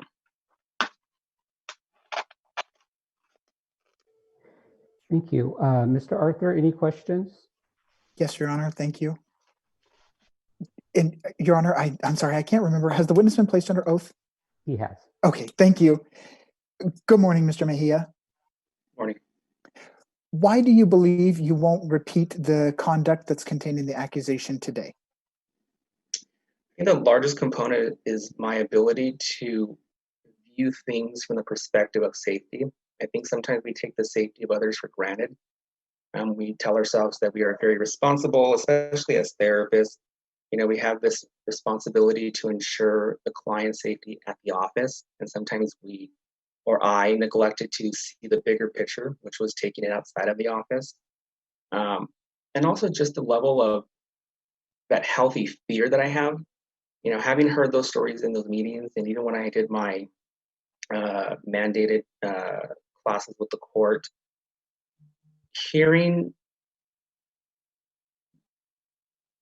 being scared in that meeting and being scared in those classes because I knew the majority of the people were going to reoffend.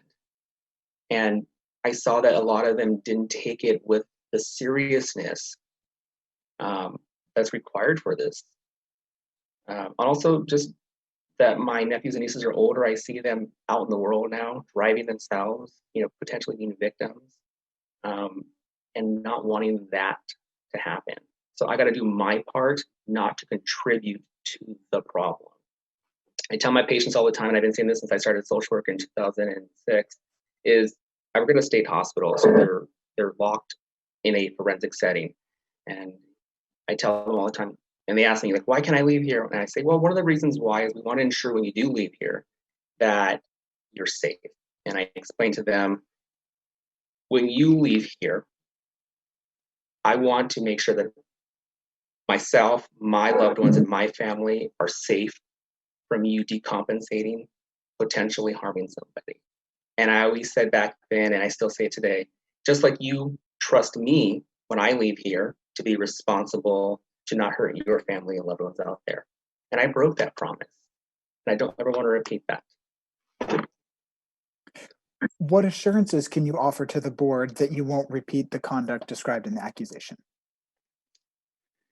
You know, I once told my friend, do you think we can mature as we get older? Meaning, can we become more mature as adults? And there was this debate, and a lot of times we kind of feel like this is the best we can get. You know, you can't teach a new dog, you can't teach an old dog new tricks, right? I disagree with that. I feel in that 5 years almost, I just feel different. I feel more mature. I'm able to see the bigger picture. You know, I think I've been able to kind of slow down to the point of, I mean, cliche, but walking into a forest and seeing the trees versus just the leaves, and just being more appreciative of my safety and my sobriety. Also, I don't think I can ever go back to that risk of harming somebody after having met so many people in AA and hearing their stories and just the support that I get from them and my family and my friends and my colleagues. You know, I don't want to disappoint them. I have no further questions. Thank you.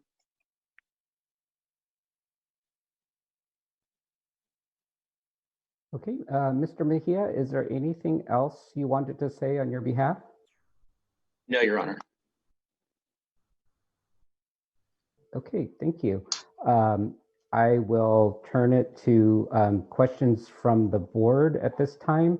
I'll start with Ms. Strack. Do you have any questions?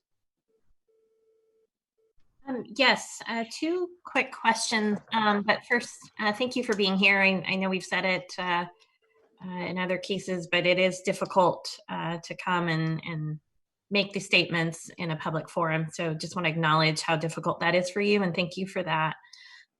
Two quick questions. Your petition seems to seek either early termination or a reduction in terms. So I had two questions on that. You mentioned not wanting to be required to go to AA twice a week. Is that something without that requirement that you would continue on your own? Yeah, I don't see how I could stop at this point. I think the opinion as a whole from a lot of community members is people go there when they're broken. People go there for the purpose of trying to, find themselves. And I don't view it that way. I view it as a maintenance plan, being able to support other people, have myself supported by people who I met in there. And I don't view it as anything other than an opportunity to be grateful. The worst thing that could have happened was I would not be here today. So I wouldn't have the ability to even wake up in my own bed, to, go to work, to see my family, to grow. So I have taken service with AA. I've taken on responsibilities. I know that in the scheme of stories in the room, some people don't necessarily think that my story is serious, but for somebody, it is. And that might be the motivation for them wanting to change. Thank you. And then if I missed this in your statement, I apologize, but are you planning on maintaining your sobriety after probation as well? I do. My last drink was that night in March 2016. I have never been much of a drinker. And if this is what drinking does, then no. So I plan on it. I endorse sobriety. But sobriety comes in many different forms, though. People think sobriety is just alcohol, but it's the other different, vices that we might have. And, my sponsor and I went over that stuff, which was, people think sobriety is just with alcohol. No, it's going to be whatever your addiction might be. Some of the harder ones are food, for example, but the addiction itself is the excessive or the undereating of it. So can you be in sobriety from overeating? Yes. Can you be in sobriety from drinking? Yes. I don't have the desire or the plan to ever ruin my life like this. Not that my life was ruined, but it gave me an opportunity to reevaluate. Okay, thank you. I appreciate your honesty and openness with us. Thank you so much. Thank you. Mr. Sovek, any questions? I do. I have a few questions. Thank you so much again for your vulnerability and your honesty in speaking with us today. A couple of my questions are actually based off of some of the things that I noticed in your original petition. And I wanted to ask you a question. In here, there are a lot of listings of things that you are doing for others. Sharing your DUI story at AA, acting as a sobriety coach with other AA members, taking on I think you took on a secretary position, is that correct? Yeah, secretary and treasurer position. Okay. And attending other meetings to support friends. So in my understanding of AA, yes, there is definitely a being of service model. But I'm intrigued to know from you, is your being of service model in any way replicating that caring for others and taking on others' responsibilities more than necessarily being aware of your own needs at times? Does that question make sense to you? Yeah, it does. So I actually talked about that, am I replacing this, rescuer and big brother kind of mentality from, my friends and my family to, these new people who I had met. And I think initially when I did it, I thought, there was like this overwhelming need for me to prove myself to a lot of the people who I was having fellowship with. When you first enter AA meetings and you're somebody who doesn't necessarily have a long history of, convictions or extreme difficulties with alcohol, or you don't necessarily identify as an alcoholic, sometimes you're labeled as what they call a normie. And there's some people who don't necessarily agree that you should be at AA meetings. And so I think there was a part of me that wanted to show people that I was committed to my recovery. And I had to explain to them that, one drink for an alcoholic is too many, 1,000 is never enough sometimes. Just when it comes to problem drinking, sometimes you get a problem drinking the first time or a problem drinking the 10,000th time. For me, my recovery was based on the idea of giving to others gives to me and keeping me mindful, so that I didn't lose that ability to stay focused on my recovery. And I didn't want in any way to minimize this experience and turn it into, oh, I'm just going to fulfill a requirement. I'm just going to get my card signed. I wanted it to show that I wanted to help other people. And in doing so, it made me more mindful of what I did.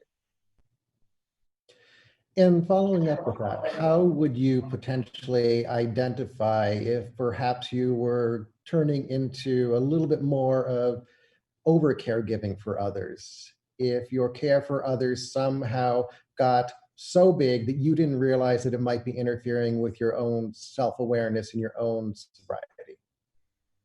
You know what? You just go with your gut feeling. I know that there's no clinical term for that, but it's that visceral feeling you have. And when you're being taken advantage of. And I had that ability to recognize that before this. I just didn't use it that night. I was not broken. I was not defective, before this event happened. I'm not, perfect after this. But I have the ability to say no. I have the ability to set boundaries, and you just feel it. And I've had to use that within the community. I think one of the inherent kind of downfalls, if you want to call it that, to having a truck is that people are going to ask you to help them move a lot. Or can you do this for us? And I've had to say no because I did not want to replace me doing yard work, for example, with doing something that made me feel uncomfortable. I was going to lose out on. I don't want people to ever feel as if I'm this over-the-top people pleaser. I don't think I am. I don't use my time or my skill set or my ability to help other people just for the purpose of doing it without, it providing them as true service. And I also wanted to do it when I feel comfortable. I don't want to take advantage of. And I think I'm pretty good at not taking advantage of. And then just one last question, kind of following up on this same theme. If you potentially had a blind spot to being too much of a caregiver in situations, who or what around you would help make you aware of that? I think my friends. My friends are I want to sell them short, but they're pretty awesome. I have friends who are just able to kind of tell me how it is and recognize if I am being too much of a, supporter, for example. But there's that line that we have to kind of draw in the sand. Unfortunately, a couple of my friends right now, including my sponsor, are not feeling well, and they're experiencing some medical difficulties. And I don't find myself having to run to their rescue. I don't find myself needing to go and, shop for them or, drop everything off for them. Why? Because I know that they're capable of doing it for themselves. And two, I also have to respect their independence and not violate their independence by assuming they need me. Perfect. Thank you so much. And that's all the questions I have. Hey, Mr. Ranasinghe, any questions?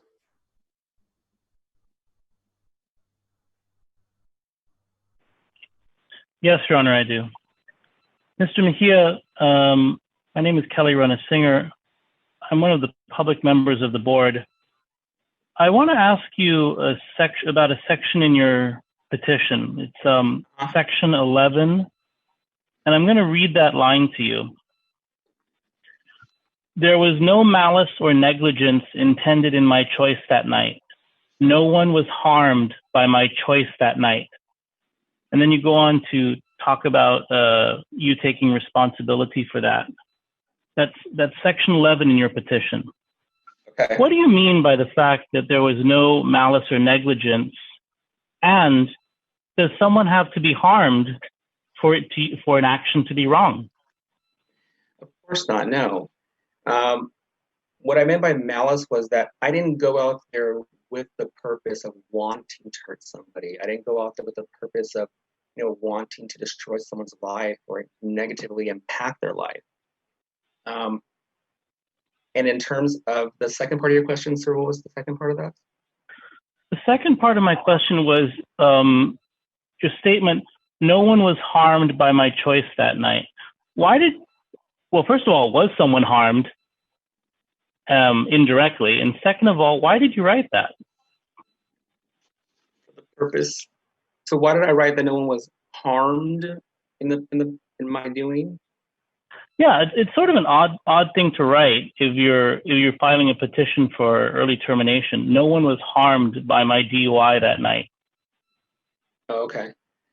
I think when I approached it from the standpoint of what I was kind of going through in my mind of, in AA, we kind of talk about, making amends and talking about the level of damage you might have, occurred in someone's life.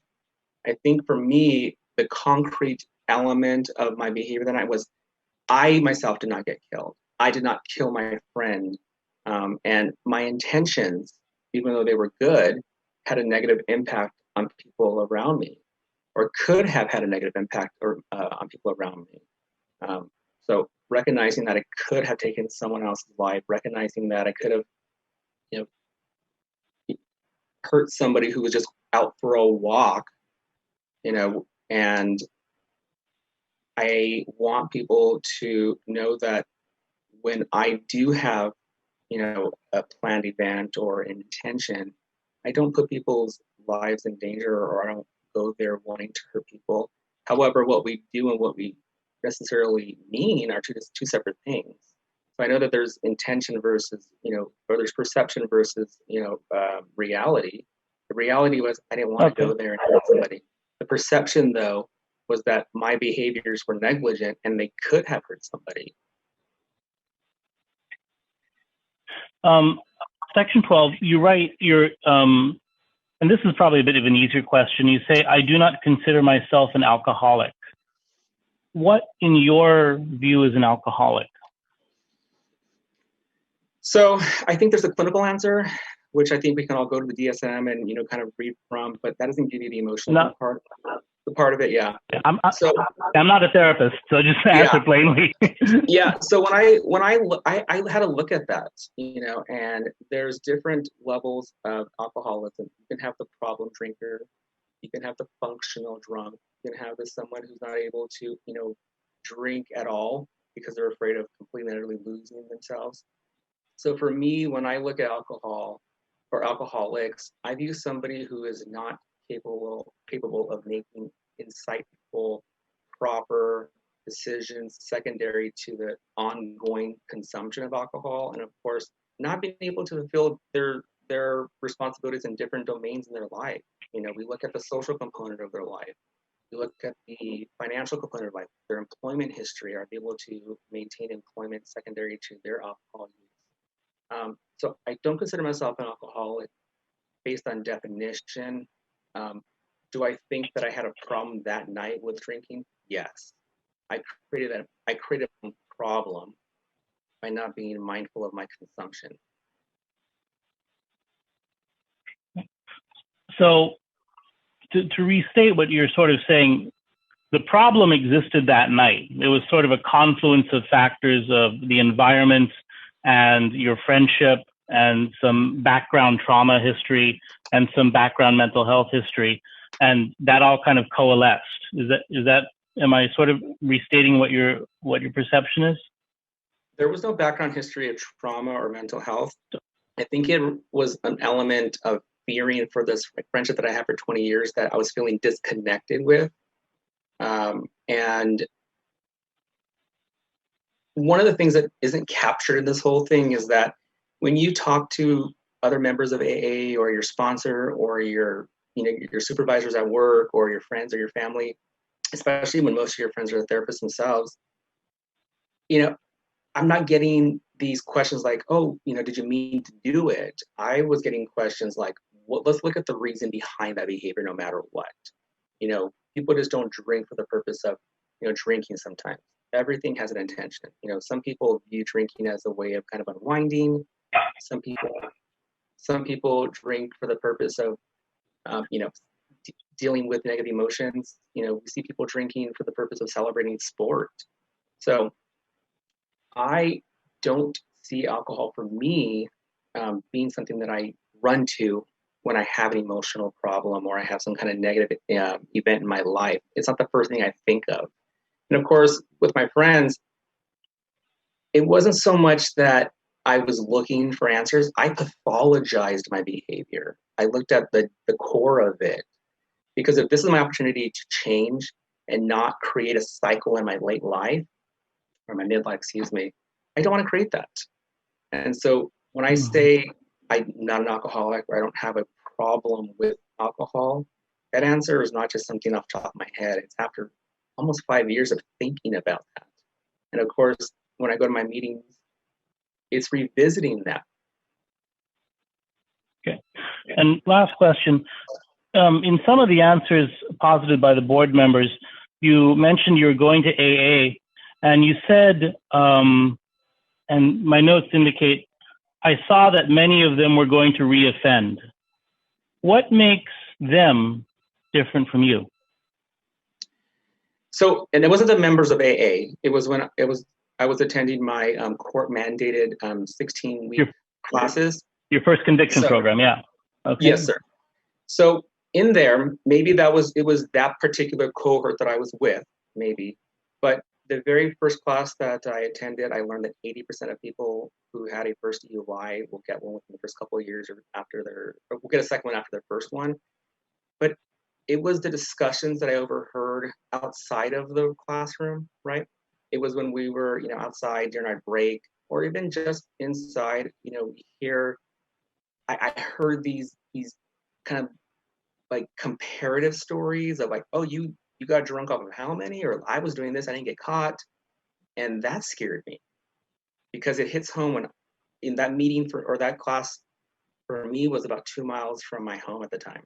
And I was thinking, wow, like how many times have I drove by this building with people taking classes, and this is potentially what they're saying, and therefore they're minimizing this arrest and this opportunity to change, and more than likely some are going to go out there and continue to engage in the same behaviors. So it was pretty scary hearing that, especially as my nephew was driving at the time, my niece. So it was pretty scary. And me. Got it. Thank you, Your Honor. Nothing further. Okay, Mr. Maddox, any questions?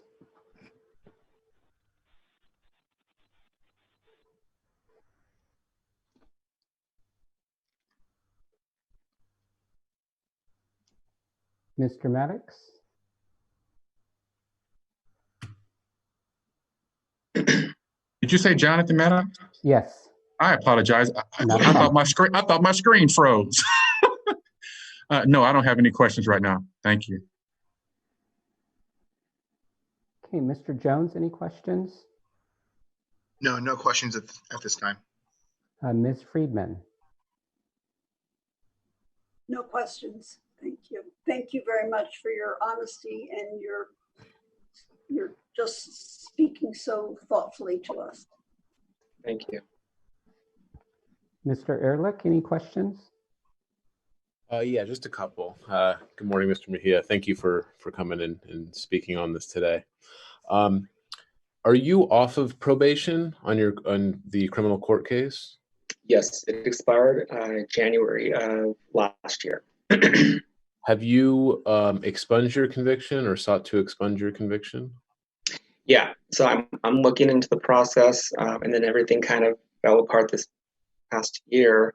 And the other part of that was that it requires additional funds. So okay, understood. And I think also with, go ahead.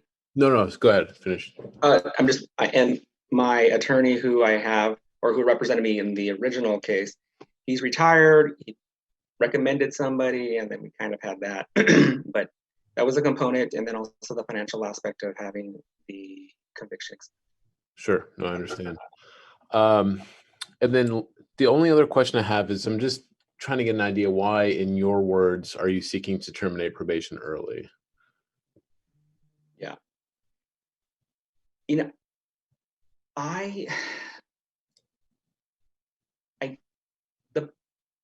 do I word this? As you guys probably have seen, it's not easy putting yourself in front of people and talking about, and not just this, but the community as a whole and the state and so forth like that. It's going to follow me for the rest of my life, and I've accepted that. And if I can use it as a teachable moment, great. Please, someone not drink and drive. For me, though, who I was then versus who I am now, it seems incongruent with who I am today. Can I, sit on probation the next year and a half and wait to get off? Yeah, I can. I've made it happen. I've not allowed the financial component to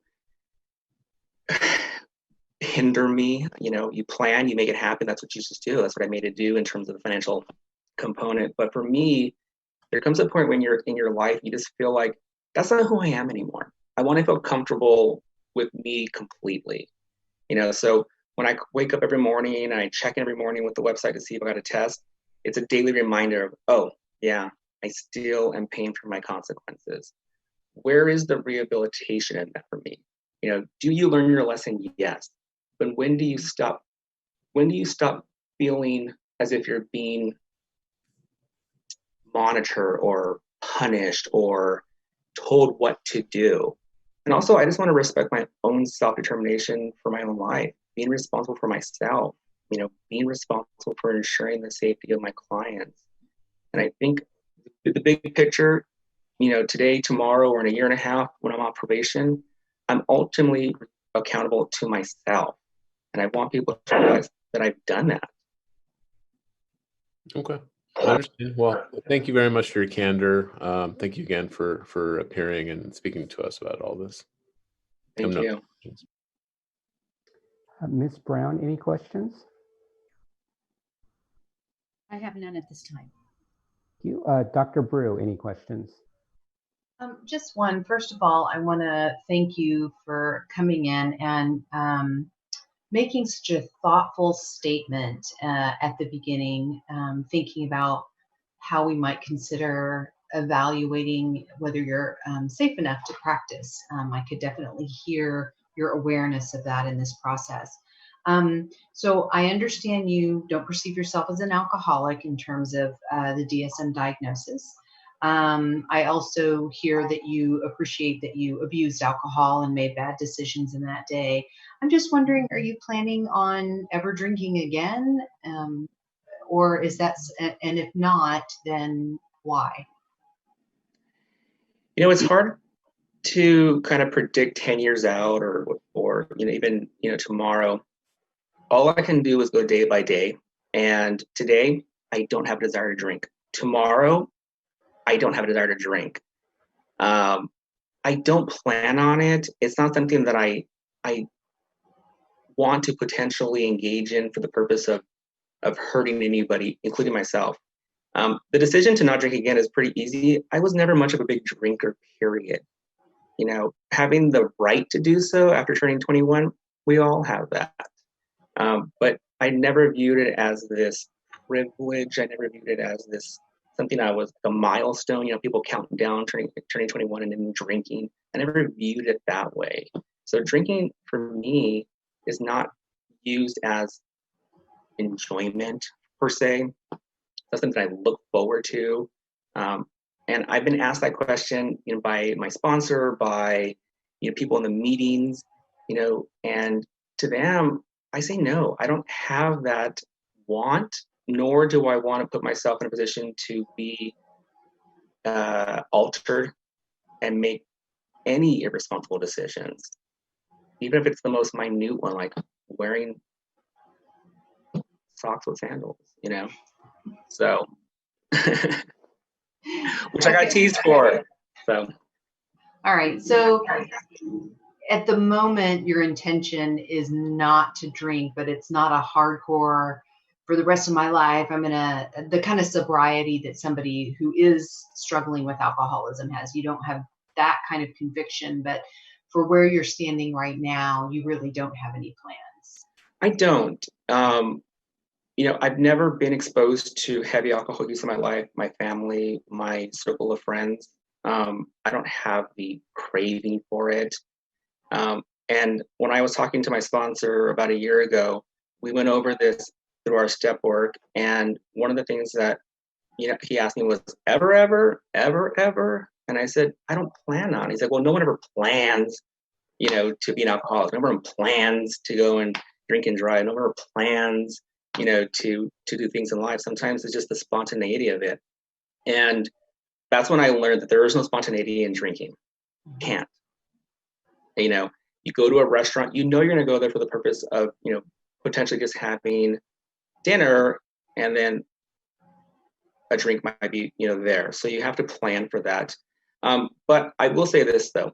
Planning for me has always been something that I take with purpose, even more so after this. And if I ever do, I know that I have the resources and the ability to use them to not endanger anybody, potentially malice intended or not. So I have that ability to think that way, because for me personally, having been so close to losing social work is more than just a niche for me. It's something I really enjoy. But it's also my livelihood, and there's a reason why I chose to be an LCSW, because I wanted to do the component of therapy.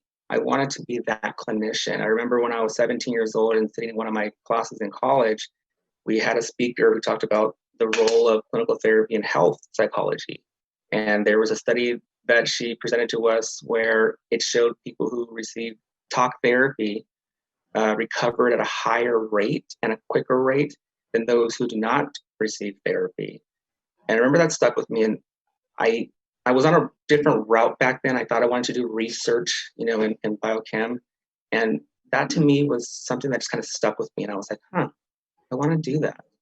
And I did it. Was it easy? No.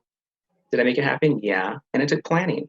And also for me, being able just to kind of share my story with people and let people know, like, hey, you know what, this DUI, it's more than just a little slap on the wrist, especially when you have so much more to lose. For me, my reputation, I can't control that. That's other people's opinions of who I am. I can control my character. And that's what I work on daily, is to live a life full of harmony and peace and gratitude. And I don't want people to view it as like this insignificant event. Some people don't get faced with this level of just kind of in your face, like, holy moly, you're a danger to the community reality check, especially when you're a mental health professional. So, my ability to be a social worker in LCSW has afforded me a house, the ability to take care of, my family at times, myself. And I almost lost that. So I don't want to ever put myself in that position. Yeah. Thank you so much. Thank you.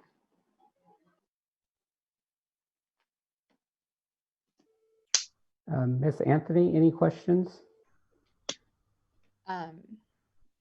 There's been so many already, so I think everybody asked them, but I just want to comment that, like Dr. Brew, I really appreciate your statement at the very beginning. I felt like it was really thorough and a lot of what we kind of need to hear at these types of hearings. And I wanted to just like, I hear a lot from what when you're sharing. I still see like you carry some shame in regards to the stigma and the like. I almost feel like the trauma that's occurred through all of the rehabilitation piece. But I want to commend you because I feel like I read that you were doing AA 2 years prior to the board requiring you to do AA. Is that correct? Yes. And I know you also shared in regards to you're like the sobriety coach and secretary and things like that. And I mean, after doing 4 years, you would think you're doing some leadership roles at the AA, or it becomes kind of repetitive. Do you feel like how do you feel this has impacted your work with clients? Oh, geez. You know, when I remember when I first started working in the social service field, I was in college. I was probably 20 years old. And I was working with juveniles.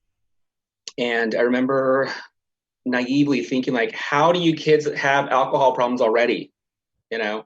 And I remember just kind of being so, like, kind of just at that time, kind of like disgusted by it. You know, I viewed it as a learned behavior, a genetic component, or a lack of impulse control. And of course, as I've been in the field a lot longer, there's a lot more than just that, you know. And I work at Penn State Hospital, and the majority of our dually diagnosed patients, our mentally ill patients, have a substance abuse disorder. And we have to recognize that it's more than just peer pressure. It's more than, you know, them saying to themselves, I can't do it. Sometimes it's beyond their control. You know, you couple in, you know, mental health factors like auditory hallucinations or paranoia. Also, one thing I really came to learn and appreciate was that this was their attempt to self-medicate. They didn't have any of the resources. So when they couldn't afford to talk to a therapist or go to a psychiatrist, hey, when someone's offering you this and this and this to help you with your symptoms, that was their initial attempt. And so I'm a lot more vigilant of that. And also, the issue of boundary setting. My unit in particular has kind of changed a lot in the past couple of years. And as of right now, I work on a female unit. And the majority of my patients there have had poor histories with, you know, relationships. And a lot of them were arrested or convicted of a crime as a result of someone telling them to do something or their inability to set a boundary. And I understand that, you know. There was a need for me to be humbled through this whole process, you know, not thinking that, oh, I'm a therapist, I can handle all of my life's problems. And people view you that way, right?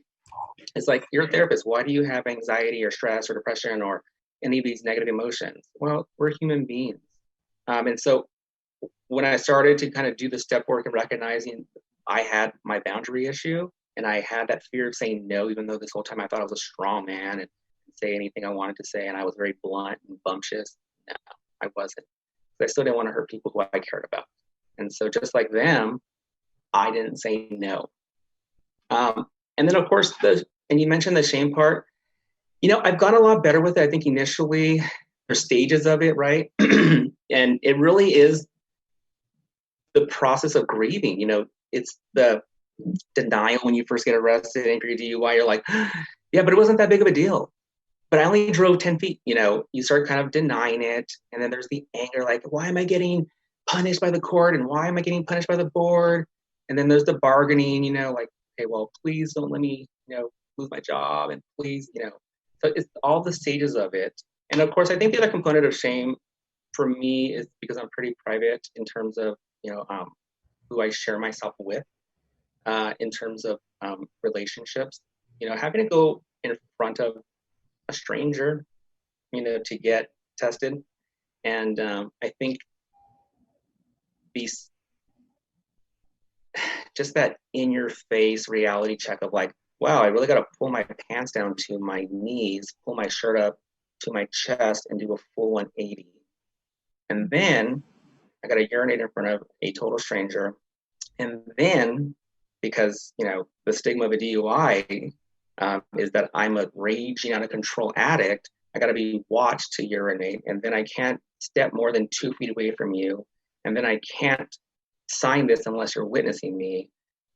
And then there was that component of just going to AAs and saying, having to stand up for the first time and say, I'm here for help. Something went wrong in my life I need help with. And I think through AA and through my sponsor, and also you kind of transition your friends and your other members in AA from that like group of, oh, we're AA members, to like, oh, this is my buddy. This is, you know, these are my support system, you know. And now when I talk to, you know, my friends and my colleagues and my family, I'm like, you know what, it's really weird. Like, you know that they're there for AA purposes, but how is this group any different from the Sierra Club? How is this group of people who I hang out with and talk to and go to meetings with, how is this group any different from, you know, so-and-so's, you know, meetup group over there? The purpose is the same, to support each other, to lift each other up. The topics might be different, but the purpose is the same, to be engaged, to support each other. So I've learned that. And of course, I started an AA group on the unit with my ladies. You know, we go over a RAP plan there. I'm a lot more vigilant to kind of asking more in-depth questions about their drug use and to their behaviors, you know, really focusing on the antecedents of their behaviors. And, you know, and I don't want them to minimize their behaviors, nor do I want people in my life to minimize their behaviors or actions, because I want them to know the intent behind their behaviors so that we don't repeat the same mistakes. Thank you. Thank you. Vice Chairwoman Wong, do you have any questions? Yes, thanks. So Mahia, I just want to commend you also that, you know, your willingness to really share your story. And, you know, and it really takes a lot of courage to come here. And the other thing that I want to just affirm you is that, you know, your statement about like, you know, that maturity, you know, is about seeing the trees, you know, not just the leaves. And really, you know, from the board's point of view, we not only want you to see the trees, but we want you to see, you know, how the of course, yeah. And everything. And so, you know, and yes, that's maturity is definitely possible. You know, so I have just a couple questions. Yeah. One is about, you know, your statement, you know, that I think you repeated many times, that about, you know, your alcohol use, and you don't really consider yourself as an alcoholic. And so I just wonder, you know, whether it's a belief that you have all along, or is it kind of like a conclusion that you have after you participated in the, you know, in all the meetings and, you know, your probation terms and conditions? Yeah, I think definitely it was the belief that I wasn't beforehand, because I had never engaged in alcohol or heavy alcohol use or, you know, ritual alcohol use. And I think going through this process, you kind of move it from the belief to the conclusion. This process, you're not, for me, I wasn't alone in this process. You know, that decision wasn't just mine that I made one night. I'm like, I'm not an alcoholic. I need to protect my ego at all costs. My ego was out the door in this whole process. So if I was, I need to figure out why I was, or I can fix it, right? Or I can remedy the problem. So when I talk to my friends who are also therapists, my supervisors who are, you know, psychiatrists and psychologists and social workers themselves, nurses, having been assessed by the psychologist for the psych assessment, they provided me that feedback as well, where they didn't view me as an alcoholic. They didn't view me as a problem drinker. They viewed me as somebody who had a problem that night. At this point, for me, I know that not being able to be responsible can lead to alcohol issues, period. So it's not for me, it's not about the diagnosis of alcoholism, it's about the symptoms. So be mindful of my symptoms that lead up to drinking. So for me, that particular night, it was that feeling that disconnect from my friend, and not being able to recognize my own boundaries, and wanting to kind of rescue and be there for that person that I once was when we were in college. And we did that for 6 years. We were in college together, in grad school, and lived together. And I was kind of that big brother type to my roommates, probably by default, because I was probably like 8 months older than they were. But okay, that's really good.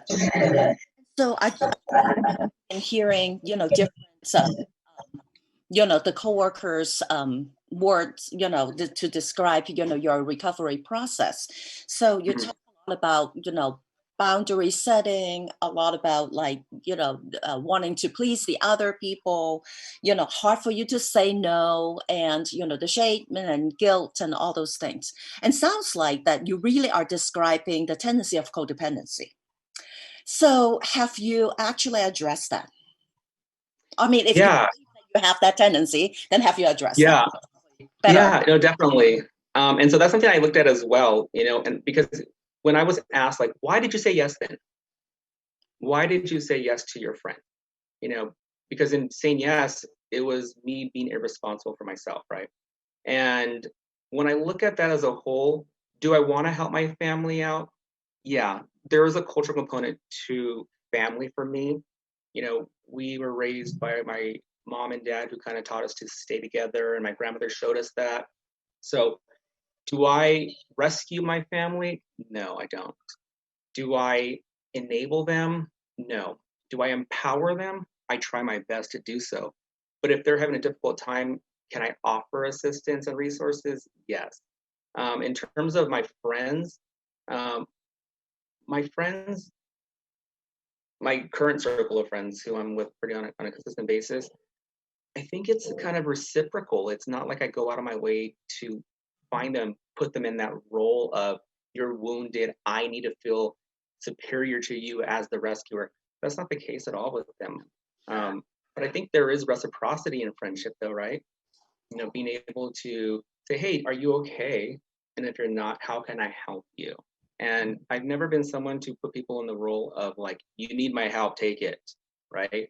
So I've needed to respect their independence, even my clients' independence. Even though they're confined to a state forensic facility, if they're not wanting my help, I'm not going to force it upon them. I have to respect their self-determination and their own thinking.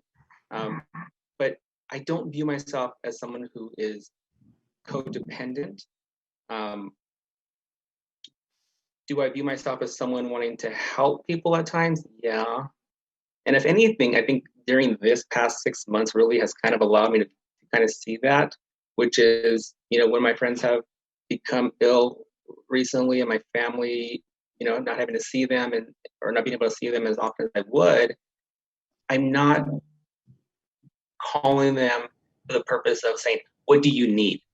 What can I help you with? It was more of like, how are you guys doing? And I allowed them at that point to ask for help if they need it. So sounds like you sorry, you cut out. Boundaries, like you said, huh? So I think my last question, I ate my promise. I said 2 questions, but really, so, you didn't, I'm just curious. So have you been participating in individual counseling, individual therapy? So it wasn't part of my stipulation with the board. However, when I look at that, I had to really think about that, because do I think that having to go to a therapist's office per se and sit there, would that get me any more insight than I would have gotten through my process? I don't think it could have, right? Am I opposed to therapy? Of course not. I do private practice as well. I think we all need it at some point, but there's different forms of therapy. Pulling from my friends who are in the field themselves, pulling from my coworkers, my supervisors, my sponsors from AA. I think my journey has been therapeutic. That's, for me, I viewed it as that. You go there with the purpose of finding, solutions. And also it's connecting dots. I've been able to kind of connect the dots to see the bigger picture, which is like, yeah, you're not perfect. You made mistakes. You might.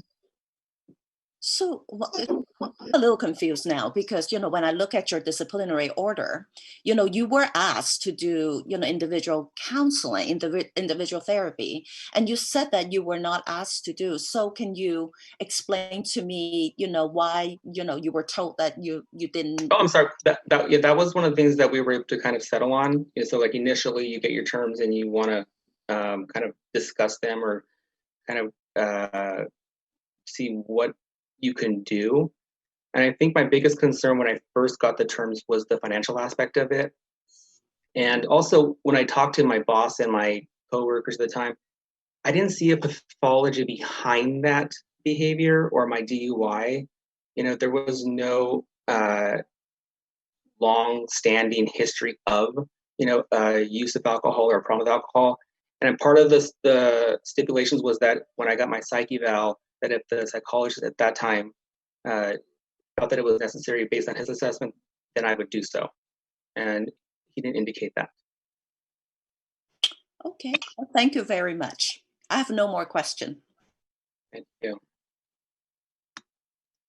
Okay, Chairman Disposti, do you have any questions?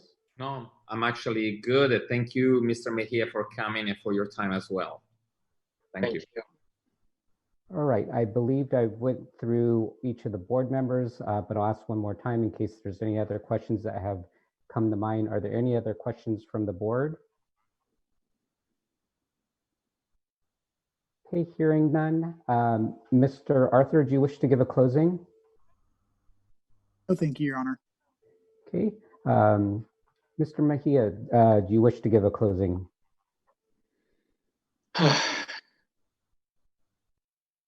I think that, my journey has allowed me to feel comfortable with myself.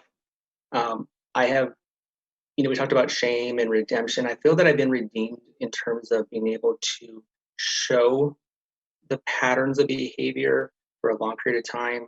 I got that level of trust and respect back from my supervisors and my coworkers. I don't feel as if I'm being shadowed or monitored because of my DUI at work. They trust my ability to perform my social work duties in a manner that is going to be safe for my clients. But this process, I needed it, I think, for the purpose of recognizing the bigger picture, which is, sometimes we need some tune-ups. Like I said earlier, I don't think I was broken beforehand. I wasn't defective. Did I make mistakes? Yeah. Were they preventable? Yes. Have I been able to prepare myself for the future? Yes. And I think preparation eliminates fears. When you prepare yourself, you don't go into the situation fearful. I don't fear going into the future harming or having the potential to harm my clients because I have awareness and I have this ability to think things through, see a bigger picture.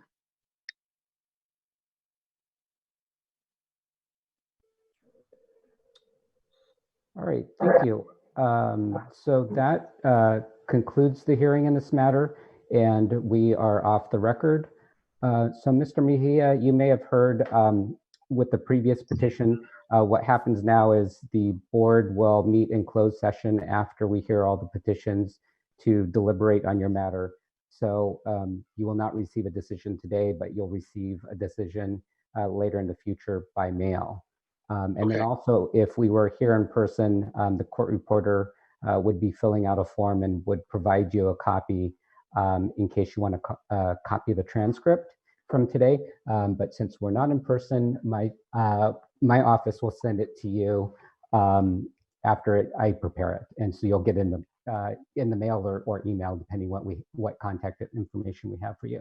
Okay. And that's just in case you want to order a copy of the transcript in the future.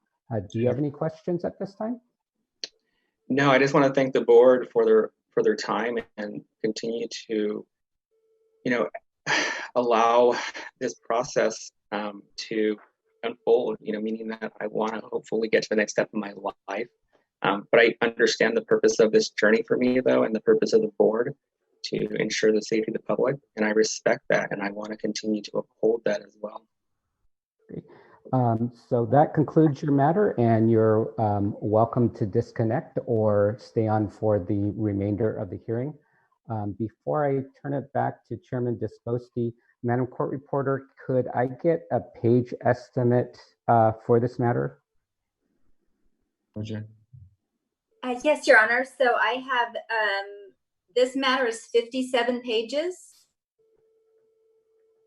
Great. And do you by chance have an estimate for the first matter? I forgot to ask. Yeah, the first one is 38 pages. Very good. Okay, thank you very much. I will turn it back to Chairman Disposti. Is that all the hearings for today, or is there more? We have two more. Okay, that's what I thought. Hey, Max.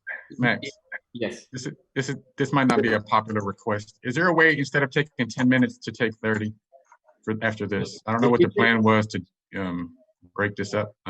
No, I was about to ask our peers if we are intended to take a break now for lunch. So we're taking 30 minutes will be the lunch break, or if the majority of the board prefers to take just a 10 minutes break and then go into the next session. Lunch, I vote for 30. 30. Okay, sounds like a good deal for me too. Okay, everyone, so we're going to it's 11:30 right now. We're coming back at noon. Please be on time because we have a lot of matters to discuss, and it will be 30 minutes break, and thank you everyone. So we'll see you there. Can we log out and log back in, or should we just close our video and just leave it open? Leave it open, please. I would suggest to go mute and without video and leaving the connection open. It will be easier. You got it. Thank you. Thank you, Jonathan.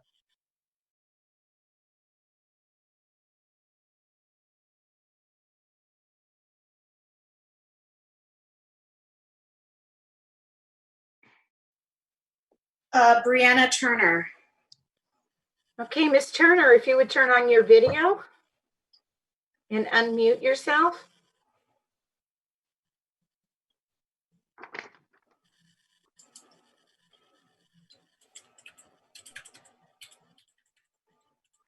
Okay, can you hear me now? Yes. Okay, let me see about starting my video too. And it says I can't start my video because the host has stopped it. Oh, let me see if I can. Maybe.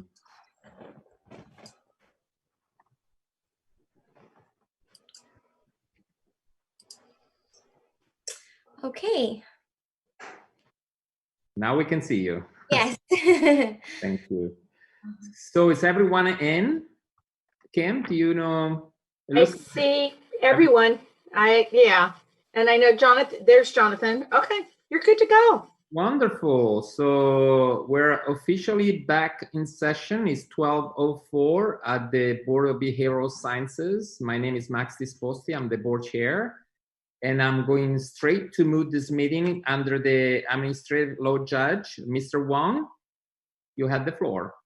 Thank you, Your Honor. Thank you, Mr. Chairperson. So next we'll call the matter of Brianna Turner. Madam Court Reporter, if we could go ahead and go on the record. So we are on the record before the Board of Behavioral Sciences, Department of Consumer Affairs, State of California, in the matter of the petition for modification of penalty of Brianna, spelled B-R-I-E-A-N-A, Beth Turner. It's OAH number 2020-070-010. My name's Quorum Wong. I'm an administrative law judge with the Office of Administrative Hearings. May I take your appearance for the record, Mr. Arthur? Afternoon, Philip Arthur from the Attorney General's Office. Good afternoon. And Ms. Turner, if I could have you just state your name for the record to take your appearance. Brianna Turner. Okay. Ms. Turner, were you present during the first petition when I went over the procedural posture of how these matters are handled? Yes. Okay. Do you have any questions about that process? I don't believe I do. Okay. And do you have any additional documents you wanted to have marked? No, I do not.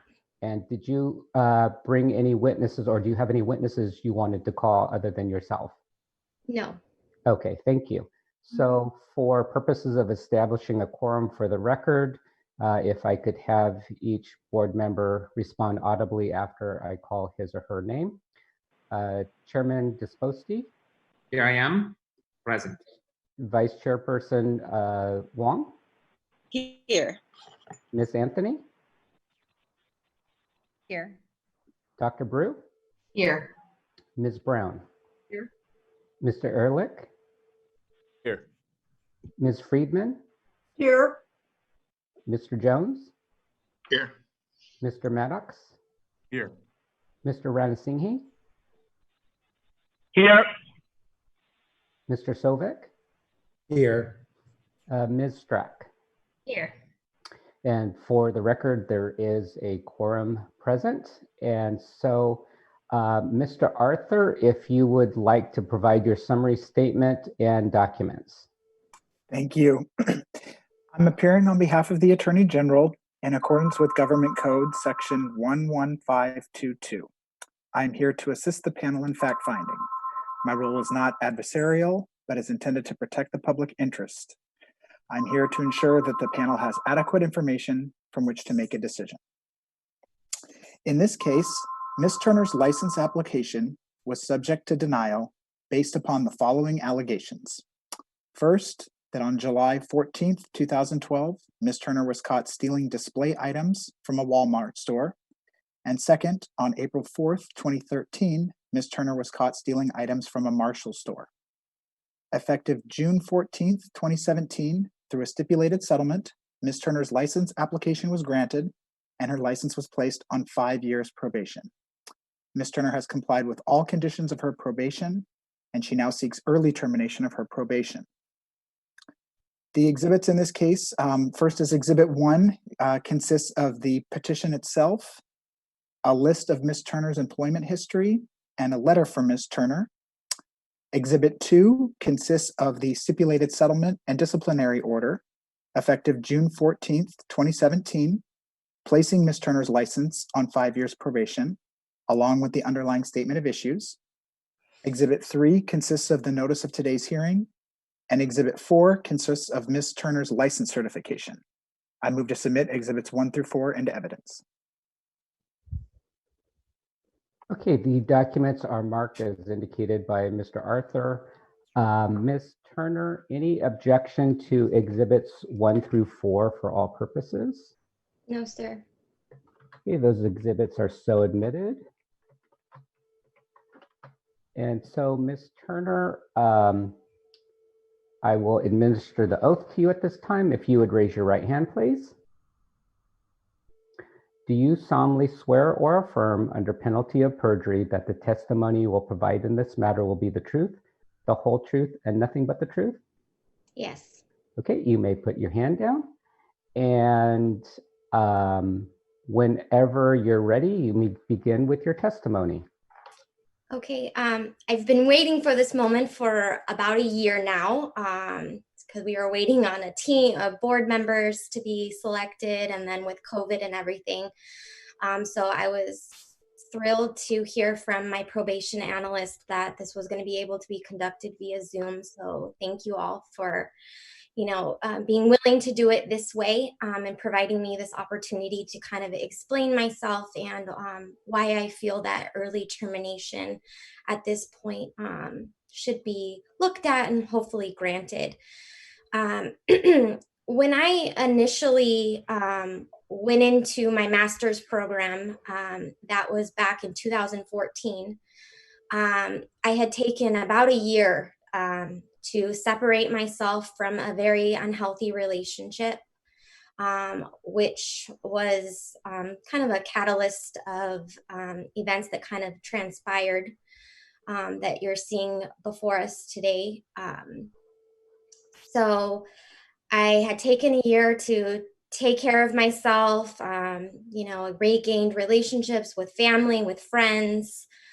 And, I was finally in a place where I thought I was ready to go back to school. I had taken like 6-7 years off, and was ready to pursue my dream of becoming a marriage and family therapist. After completing graduate school, I went to apply for my intern number, and To my shock, I was denied. I don't remember at any point during that entire process anybody telling me, if you've had anything in your background, it's gonna come up. And even so, I submitted the documentation indicating that I had been convicted of a crime. And I still naively didn't really think much of it. I was like, oh, it was many years before I even went into grad school. I've taken a lot of time to work on myself. And so I was very shocked. I was very disappointed. It was a huge reality check for me. I very much had to humble myself in disclosing to my husband these prior convictions and why my intern number was initially not granted. I had to disclose it to my employer, who is my supervisor, continues to be my supervisor / boss. And it all kind of took them by surprise, but it didn't, thankfully, deter their willingness to support me and kind of came along this journey with me. So the initial charge, just to give some background, as I mentioned, I was in a very unhealthy relationship. I was in a very tough spot financially. I was the sole provider. I was barely making above minimum wage. And I had 2 dogs and I couldn't supply food for my dogs. And my boyfriend at that time had told me, you need to go get us dog food. The dogs are not going to eat. So I went into Walmart that day and I got some dog food, along with probably some personal hygiene products. It was a very scary moment. And I remember, sitting back there and just kind of reflecting like, this is not who I am. But the people that were, working with me, the police officers, were very kind and treated me with a lot of grace. So I think I ended that time with just an infraction. And then the second offense that happened not too long later involved the boyfriend. And he told me we're going to Marshall's today and we're going to put stuff in your purse. I had money in my wallet and I said, well, why don't we just use the money in my wallet? And he said, nope, we need that money for other stuff. So he began taking tags off items, throwing stuff to me to throw into the purse. That was the first time and the only time I've ever been in the back of a cop car. And it was the worst experience of my life. I still get emotional to this day talking about it. Even though, I've done a lot of work in therapy, I've done a lot of EMDR therapy, done a lot of reflection, but it just doesn't hold true to who I am. So at that moment, I made that decision that this was the last straw in this relationship. There was a lot more going on, but I realized that I was putting my entire career at jeopardy. And at that time I was working at a residential treatment facility for foster kids. And so after that happened, bailed myself out of jail. I left the relationship. I remember calling and helped me move my stuff out. And he told me I'd been waiting for this call. So I proceeded to leave, handled everything with the court. X never showed up to court, but I was able to handle everything on my side of it, and tried to put all of that behind me. And then, as mentioned, spent a year rehabilitating myself, and then went back to grad school finally. So that's a little bit of the details of kind of behind the convictions that have kind of led me here. This process, that the board has kind of mandated, I have very much so gone through the stages of angry. I've been bargaining, and I feel like through my therapy, the work that I've done, the supervision, the consulting, getting honest with colleagues and whatnot, has allowed me to grow as an individual, as a professional, as a wife, as a mother. And, I'm very proud of where I am today. I would like to just put this chapter like behind me. And that would be like the end of it for me. And I think I would really be able to move on and be freed of my past.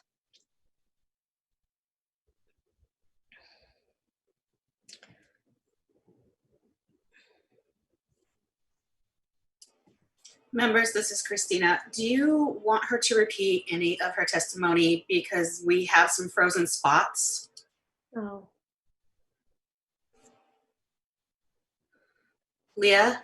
Yeah, I'd just like to hear who it was that helped her because that part got blocked out. Yes, please. Ms. Turner, we have some freezing going on with your video, so you're going to probably be asked to repeat a few things. Oh, okay. And the help, what are we referring to? You had said that when you had taken care of bail, that it seems like you went to someone who helped you move out and all of that. Oh, yes. I mentioned that I called my father and asked him to come help me move out, and he had told me I'd been waiting for this call. Mm-hmm.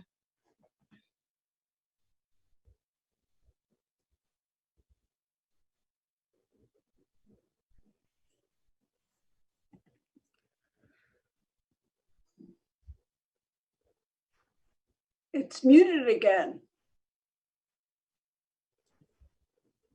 Members, this is Kim, and are you satisfied with her testimony to this point? Okay. All right, then I think we'll continue in the process, Mr. Wong. Okay, very good. Mr. Arthur, any questions? Yes, Your Honor. Thank you. Good afternoon, Ms. Turner. Hello. What factors do you believe led to your discipline? Well, the fact that I engaged in dishonest, fraudulent acts, and that the board has a duty to protect the consumer, and due to two convictions of petty theft, the board felt that I could potentially be a threat. Why do you believe you would not repeat the conduct in the statement of issues today? Okay.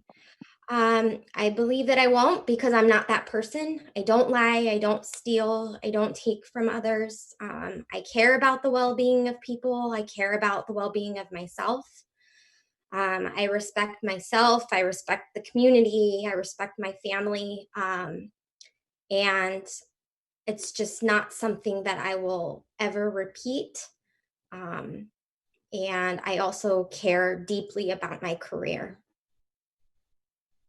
Can you describe for the board what happened in your life to make you this changed person from back in like 2012, 2013 to now? It's taken a lot. I think it's taken a lot of education, knowledge about the cycle of domestic violence. I was in two very unhealthy relationships back to back, and the one that I was in 2013 and 2012, I had been in for several years. So what it's taken to get me to here is a lot of self-love, self-respect, self-growth, awareness, education, knowledge, support from healthy people. In your earlier statement, you mentioned that I believe after the second incident in 2013, and then before you went to grad school in 2014, do I have the timing about right? Yes.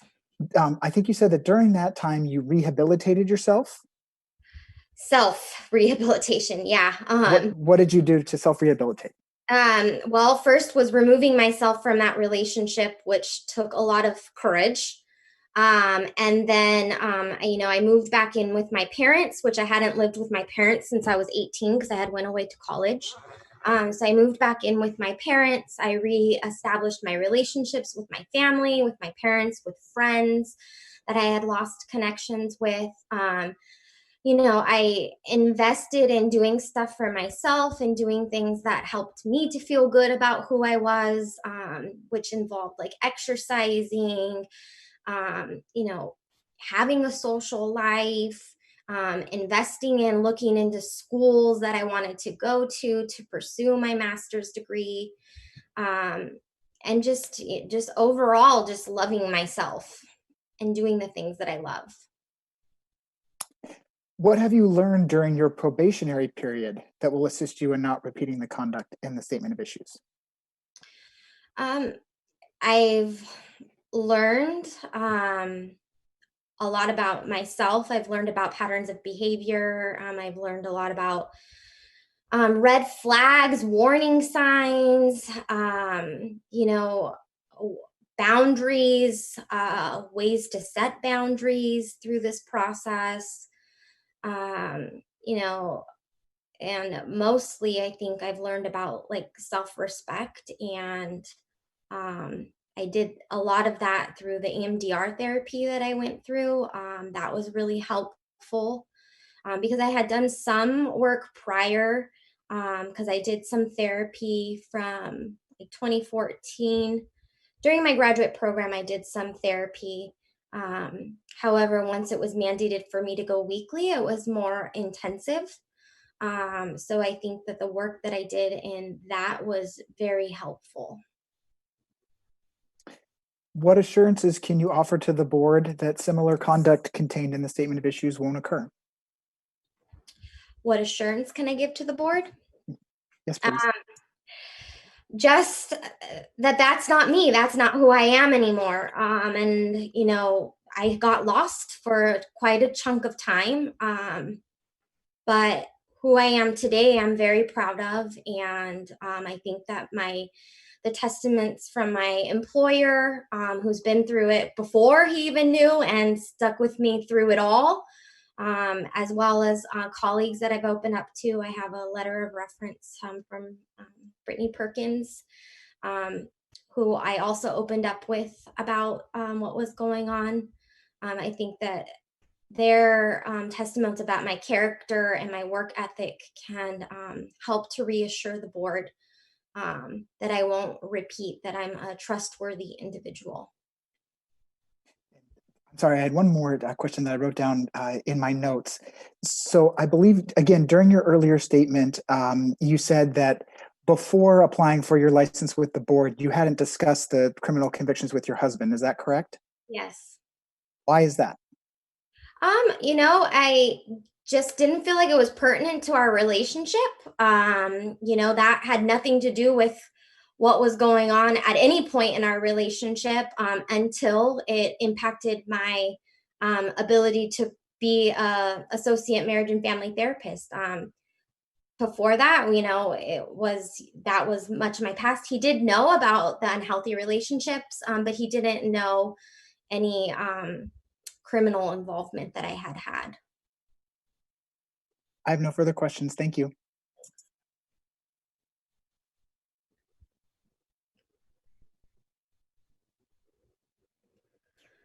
All right, thank you. Ms. Turner, is there anything else you would like to say on your behalf? No, not at this moment. Okay, so I will turn it over to the board for questions. First, Chairman Disposti, do you have any questions? Not specifically, Ms. Turner. Thank you so much for being here. I know we always share this sentiment that we truly mean it. We understand the challenges of coming together this way, but also to share our publicly, the reasons why we're here. But I just wanted to ask you a quick question. Perhaps I missed it, so I apologize if that's the case. How this experience of probation in relations to the mandate therapy and the work you've done, it was very clear about the incident belongs to your past, but what has, if it has benefited you the things that we put in place to protect the public. How have you dealt with that, and how, if you can elaborate a little bit more in regards to that? Thank you. Yeah, sure. So as far as the things that have been put in place, as far as like the terms and whatnot, as far as what I needed to do in addition to the therapy. Correct. Okay. Well, I think it's benefited me in being able to talk about it and not hold so much shame with talking about it. So that's given me an opportunity in that sense to speak on it and also not feel judged because I judged myself a lot for a lot of those years. I think that I had to do an additional year of supervision. With that, I've been able to network with other professionals in the community, and I've gained a great relationship with a supervisor who also offered me a position with his private practice. So it's opened up opportunities in that sense, and also, you know, given me further people to be able to consult with. You know, bounce ideas off of, which has been helpful for my professional career as well. So, you know, a lot of it has been beneficial, humbling for sure. Okay, that's it. Thank you so much. Thanks for answering. Thank you, Your Honor.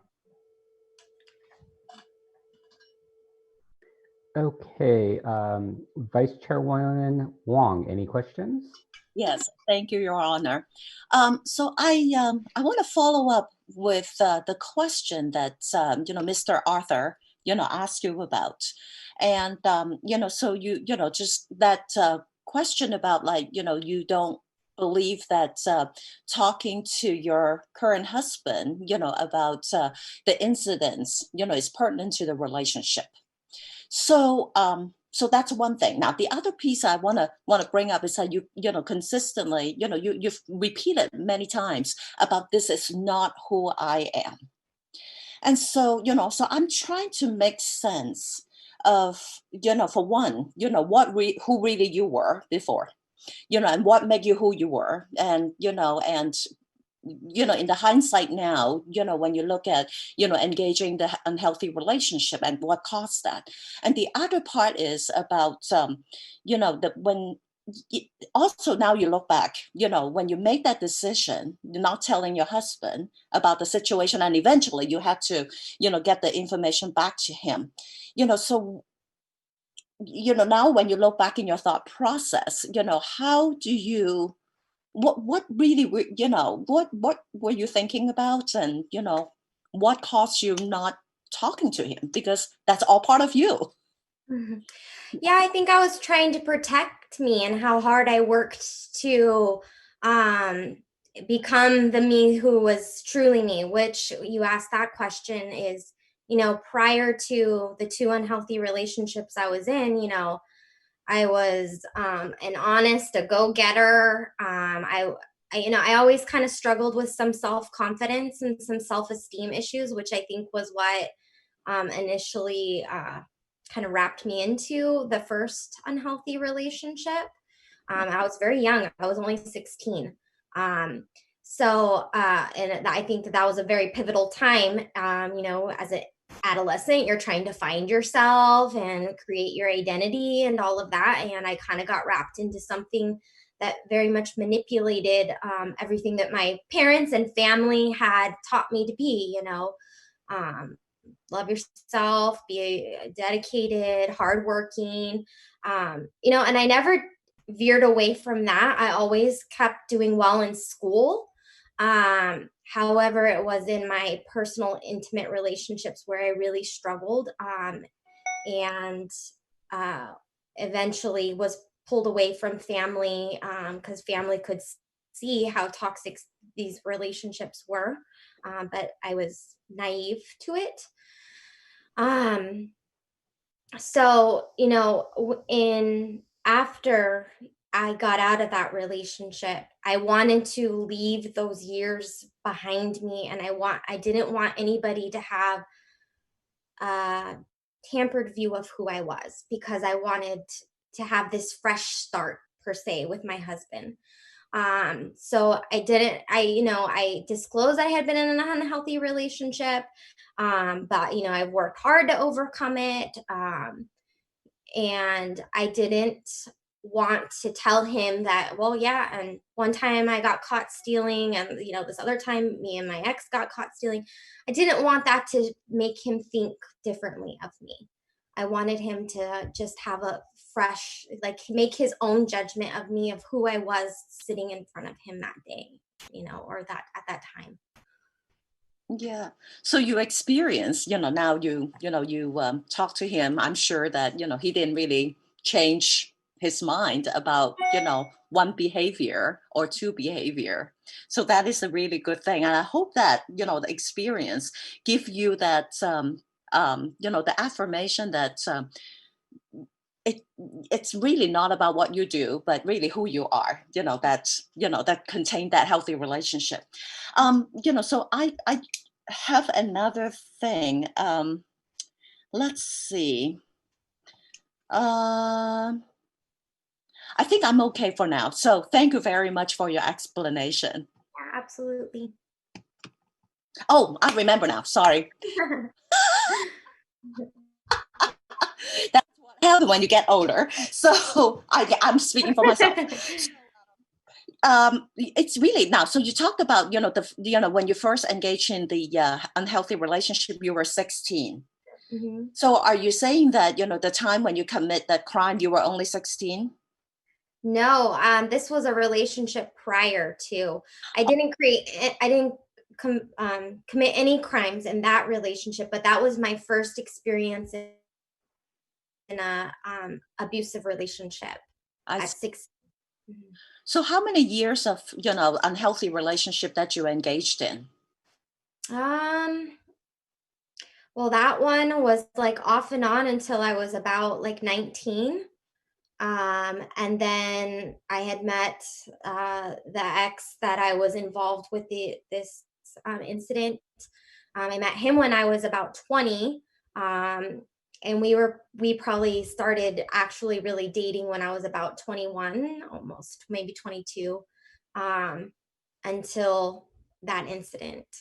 Okay. All right. So and it's the same person, the same partner that, that led, within the time frame that, the two offenses happened, right? It's with the same person. Yeah, the one after high school. Yeah. Yeah. So it's two unhealthy episodes of relationship. Yes. Got it. Thank you very much. Uh-huh.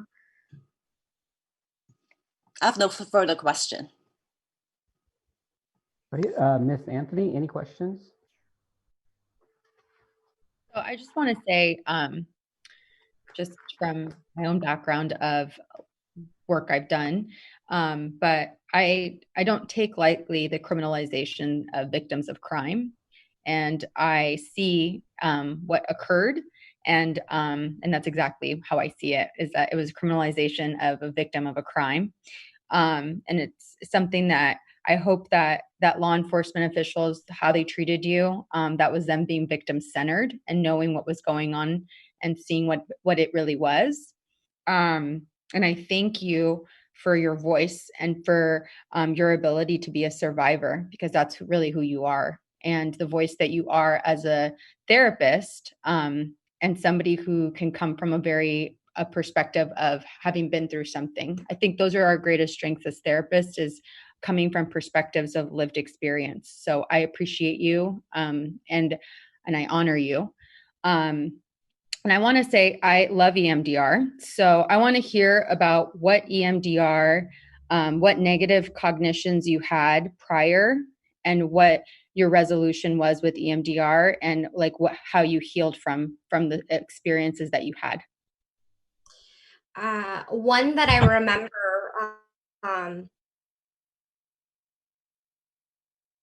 that was the negative cognition, and it took a lot of work for me to overcome that. And I think, going through the EMDR, I learned about some stuff that even early on in childhood, some interactions with certain family members that kind of led me to establish that kind of core belief. And then the relationships I was in further solidified me believing that. It took a long while for me to feel comfortable saying I am good enough. But I can say it now and I believe it. So that was definitely the most powerful part, I think, in my EMDR experience. Thank you. Mm-hmm.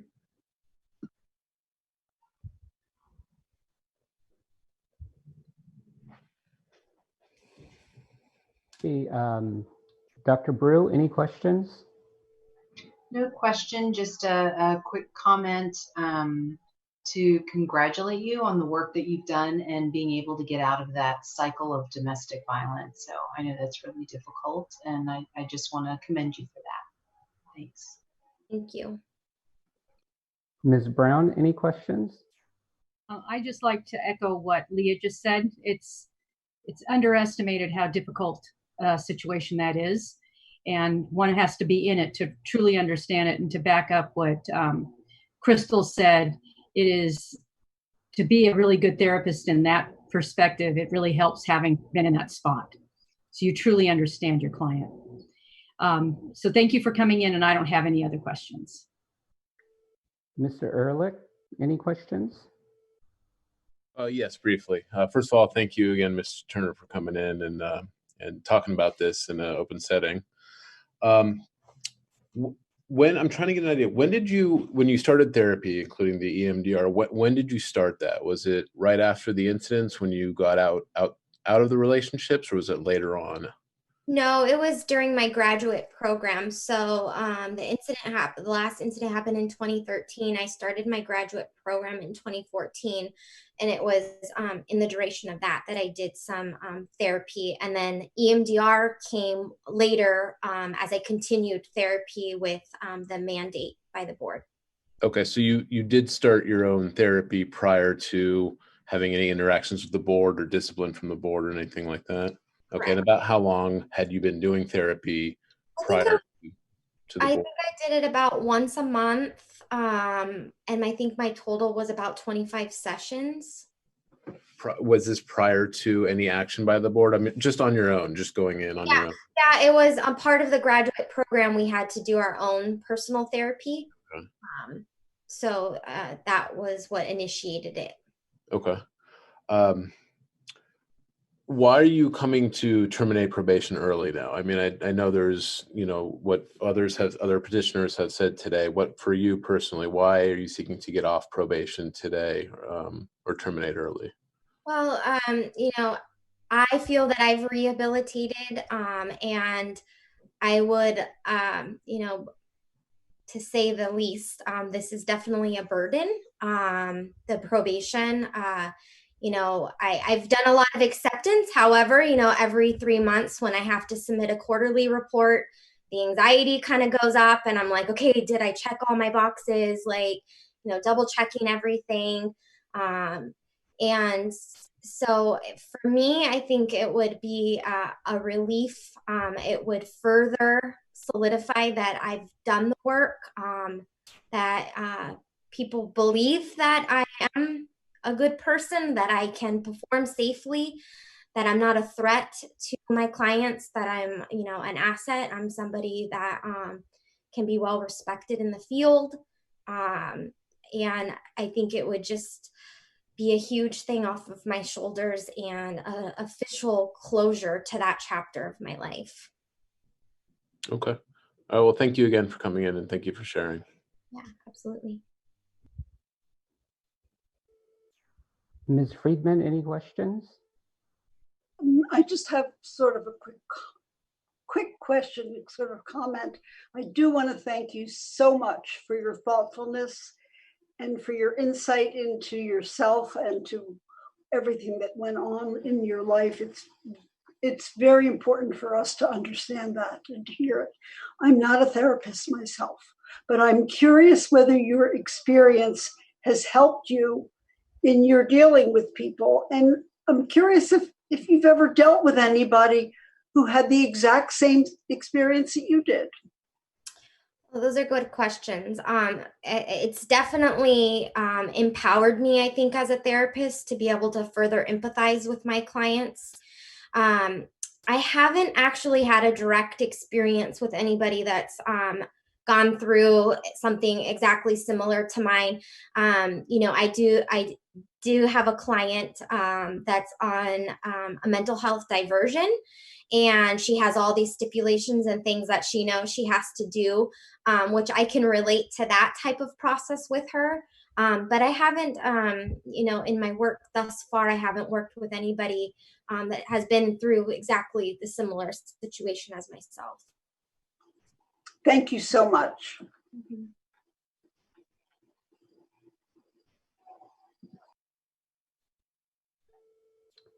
Hey, Mr. Jones, any questions?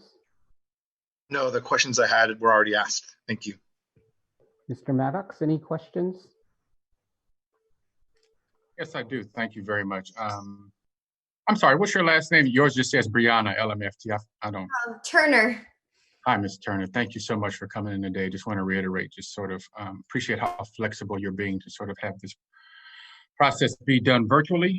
But I do have a few questions. The first question is, your probation was told for 4 months.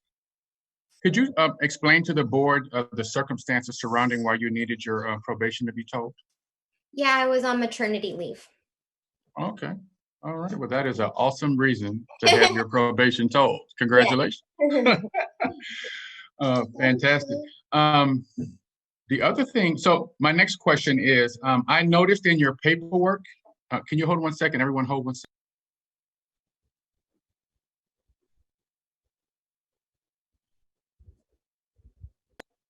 Thank you.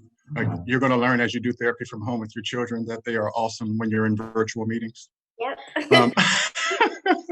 My question is, as we go through your paperwork, question 11 asks you to sort of talk about the nature of your acts, and you actually did not do that. And so I'm wondering, could you explain to the board what led you to focus more on your rehab than to actually sort of elucidate some insight into sort of what you did and why you did it? Yeah, I guess I thought that the majority of this was asking for like the rehabilitation. In the initial court, I guess, when I went, I kind of explained the nature of what had happened in a document for that. So I didn't know that it would need to be provided again, I guess. So I guess I was more focused on showing rehabilitation than to explain the nature of everything. Okay, that's helpful. But then that leads me actually into another question, because I think one of the things that we see as board members is that oftentimes it's actually easier to talk about the things that you've done than to actually sort of be honest about, maybe the shameful behavior or activities that you've participated in. And then two, to demonstrate some insightfulness about sort of why that happened and how you've grown from it. So I guess my next question is, from your own testimony, one of the things I'm hearing from you is that the only times, and I could be wrong, so let me know, the only times where you've actually sort of turned around and looked at the decisions you made were when they were sort of imposed upon you, whether it was graduate school, whether it was your attempt to get your license. And so I guess my first question is that accurate, one? And then can you help me understand help us understand sort of why that was the case? No, I think I've reflected a lot. And in the cycle of like a domestic violent relationship, I didn't have enough courage to be able to remove myself. I could identify and I knew I was unhappy. Family would point out to me that I was unhappy. But I couldn't remove myself. I just wasn't in that place yet. I had everything, and I really feel like my whole self-esteem had been wiped from me. So there was a lot of reflections often. used to love to stay at work longer so that I wouldn't have to go home. And I knew that I would go on really long runs, 5-mile runs, because I didn't want to be at home. So there was a lot of reflection. I know, and at several points I had thought about applying for school. I had gotten all the application together and stuff, but then I just didn't feel like I was in the right place. I had taken the prerequisites at one point, but still didn't pursue it. So I think that throughout it, there has been a lot of reflections on the nature of the relationships, my health overall. I just was never in a place to actually make the big move and do it. Okay, thank you. No, I appreciate you sharing that. But maybe I asked the question poorly, because I wasn't necessarily asking why you didn't leave the relationship and or whether or not you had actually reflected on it. My question was, and I don't know much about your history, but it sounds like I'm wondering if there was if you saw a lot of things growing up that really informed why you made the choices you made as a young teenager. And so my question was, it wasn't until you got into graduate school and then once you applied for your actual registration that you actually began to turn around and actually get help for what you had been through. And so I'm wondering, why was that the case? Why didn't you seek therapy maybe while you were in undergrad or when you were 22? I'm just wondering, why did it have to be imposed on you? Sure. As opposed to you sort of seeking that out? That's a great question. I didn't have the greatest experience in therapy when I was 16. And that was very much forced upon me. And so later on, although I wanted to become a therapist, when I first went into my undergraduate program, I thought I wanted to be a teacher because I had teachers in high school that were very helpful when I was going through that initial very unhealthy relationship. So I thought I wanted to be a teacher. Then I took a social work class, decided, nope, I want to do more than that. But still not knowing enough about therapy and having not the greatest experience, I think I kind of didn't seek it out. I think another issue was I had really terrible health care, and it was really hard to get in. I had Kaiser at the time. And so it was like every 3 months. And so that kind of deterred me as well. So I think that there was a few different reasons why. Doing my own stuff, like getting my friendships back, getting my hobbies back, I started to feel better in that sense. But probably didn't truly address the issues until I actually went through therapy. That's for sure. Okay, well, that's helpful. Thank you. I appreciate that. I would add to that, and while I am a therapist, I'm not your therapist. I would wonder to what extent shame is still sort of active inside of you. I think the fact that you've spent a lot of time hiding from it, or at least not sort of working through it until it was imposed upon you, may really highlight that. And that may potentially be an area that, as if you choose to continue in therapy, that you could look at what role is shame playing sort of still in your life. Because that does impact one's ability to be a healed healer. You mentioned earlier that you haven't really had any clients that have had similar experiences from you. One of the ways that you can be extremely helpful in someone else's journey is to have gone on the journey yourself and to be able to sort of support and inform and sort of provide guidance as you support their sort of mental health rehabilitation. So that's just my 2 cents. And then I do have one more question, and this is just more curiosity. I noticed that, and maybe I missed them, I didn't notice any letters of reference from people who were sort of speaking to and sort of acknowledging sort of the growth and development that you've seen. And in particular, a lot of probationees bring a letter from their therapist who sort of acknowledge that, yes, this person has done significant amounts of work, they've developed some insight, and this is my recommendation based on our work together. I'm wondering why we don't see any of those from you. There should be a letter from my employer, and there should also be a letter from a colleague they've both been through the process, knew me before, knew me as it happened, not the events, but the probation being granted.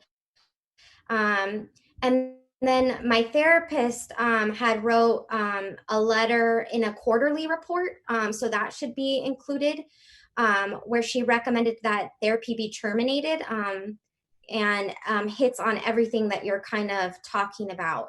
It's one by Amanda Newman, one of the last ones that she, and we stopped seeing each other because she changed practices.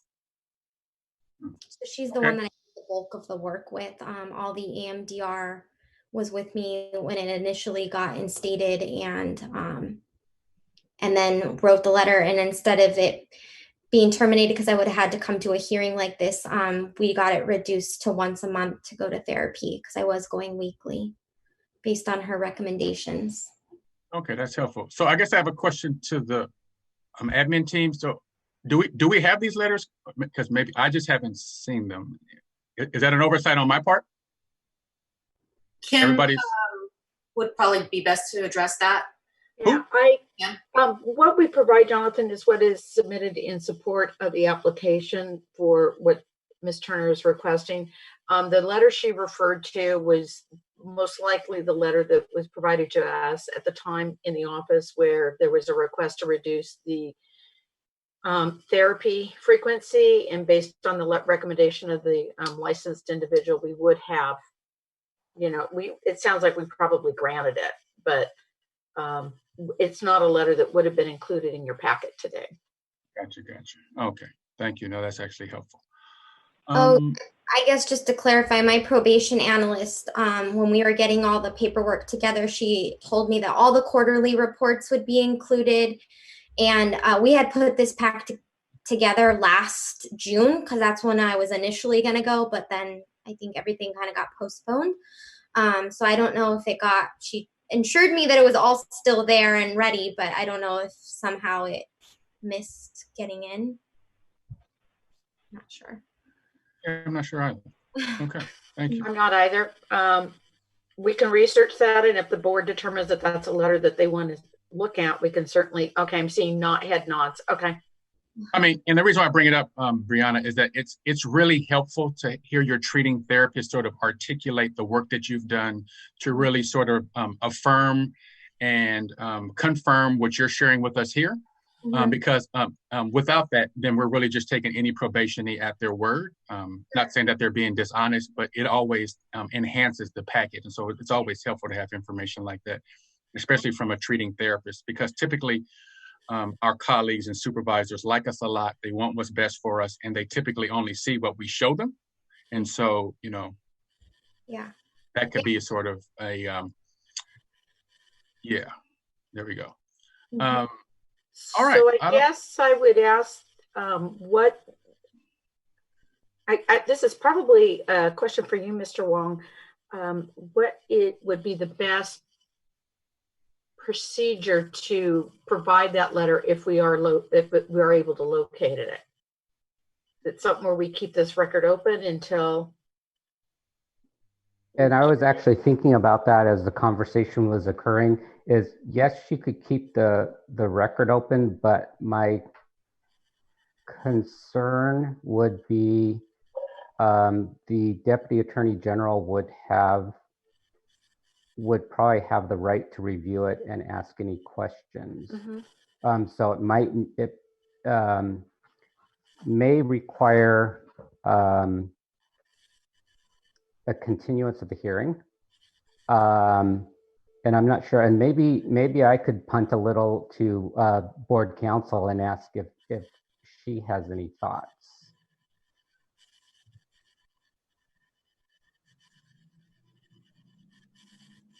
Can you guys hear me?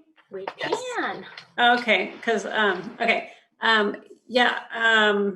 and I was trying to follow along. I wasn't quite sure if I followed along. Are we talking about the letter where the therapist dropped it to once a month? I think we're talking about 2 or 3 letters. Okay, because I know that she was dropped in September 2019 to therapy once a month. And that's as far as I understand. Are we looking for that letter that did that from the therapist saying that the once a week therapy was not needed any longer? Maybe I can clarify, Sabina. I think the issue is the only thing that's in there is her letter that says why she's seeking early termination of probation. There were no other supporting documents at all, and that's just not quite sufficient materials for us to make a decision typically. So that's why we were asking for more like quarterly reports. We didn't get any quarterly reports at all this time on anyone. So it's just, maybe this is a closed session discussion in that way. I don't know. Right. I was just looking at what we received. And yeah, we didn't get quarterly reports. I think because if I remember correctly, Kim or John can chime in, but I think they did a summary and noted where they were compliant, and so that they didn't have to include all those extra documents. Is that correct? That's correct. Right. So like they would only include them, or they would bring out non-compliance in the summary for you guys in the discipline history and the memo and the license certification, all those places. That's why you have that first memo under the with the petition. And so, and I think of them by saying the psychotherapy requirement reduced to 1 time per month effective September 6, 2019 is taken from the file and made into a summary there to try to make it easier for you guys, if I remember that discussion correctly. We actually don't want it to be that easy. We need more information. It would be helpful. So Ms. Turner, what letter are you referring to so that I know what to look for? So it happened to be a quarterly report that included the ending of therapy, and my probation analyst Amanda said, well, if you wanted to end the therapy, you would need to go to the board. What about if we do the reduction, and based on what the therapist wrote, we could submit that for the reduction in therapy to once a month. And I said, okay, that's fine. So we did that route. And then, I did want my quarterly reports included because I think that she had a lot of helpful information to offer, as did my supervisor that was supervising me, which I think would be helpful in all of you guys making a decision. And I had a letter of reference from Brittany Perkins, a colleague, and I had a letter of reference from the owner and my boss, Dr. Mark Meldon. Mm-hmm. Your Honor, can I propose to, because obviously this is not a technicality, it's very important, so I agree with my colleagues, but it's had to go in closed session later on to discuss the letter in particular, the content of the letter, or actually, because at this point, we can't make a public, or we don't take the case, we don't discuss the case, which obviously is, we already heard it. So I think we can perhaps in closed session define how much this material was actually instrumental for us to make a decision. If we come to a place where that was a problem for us, then we will have to take the necessary steps to do that. Because I think here it will be very difficult. And also, since we already heard the case and it's on our, agenda as well. Okay. Max, can I say something? Go ahead. This is Kelly Renner-Singer. My concern is that Ms. Turner said she might have relied on a statement from her probation analyst that information was contained in her report. So if that was the case, then I think we should continue the hearing because she's relying on that statement. Correct. In my proposal wasn't to stop the hearing. It was just for, it was to continue the hearing, but not to make the decision in regards to the paper per se, but to move that conversation a closed session. So I'm sorry for not wording that properly. Thank you, though. My fault. Okay, so I wanted to make sure I understood the proposal. It's to basically continue with the hearing, and then in closed session decide whether or not the board wants the additional documents? That was my initial proposal, also because I don't want to penalize our probation here, just the process in regards to having to wait even longer for us to make a decision. So the technical aspect of the conversation should be addressed in a closed session and continue the hearing now as needed until we close the case to the public. Okay, because because what I guess that in my mind that would potentially delay the process more, because you would go into closed session, and then if you decide you want additional documents, then you have to reconvene everybody and get the documents. Alternatively, what you can do is just finish with the hearing today, and then so for instance, if this were an accusation or a statement of issues case heard by OAH as opposed to by the board the way it is now, and this presented to me, probably what I would do is keep the record open, have the documents submitted to both sides, and then allow Mr. Arthur to object, and if there are any objections, hold a further hearing to address that. So I guess the analogous situation here would be to keep the record open, to allow staff to produce the documents to the board and Mr. Arthur, and then allow Mr. Arthur to submit any objections if he wants. And then if there's need for further hearing, then we could do that. Or the board could choose just to go on the I could rule on the objections, and then we could choose to go from there without further hearing. If that makes sense. Your Honor, could I make an alternative proposal? Sure. Maybe? It just so I know if we were doing this hearing live, usually the probation monitor attends the hearing, and in a situation like this, we could call them as a witness. Would that be all possible to say if we were so to essentially continue this hearing or put it on pause, do the next hearing, and during that attempt to locate the probation monitor, and then they perhaps could locate this letter in between, and then we could resume Ms. Turner's hearing?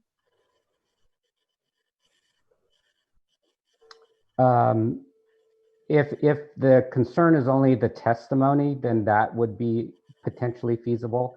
But it sounds like the board wants documents as well. So it's a matter of disseminating the documents, because I think you, Mr. Arthur, would have a right to obviously see the documents and question them. So I don't want to cut off that that right. So I think if we are going to consider or potentially consider the documents, the only way to do it is it would have to be a continuance of the hearing.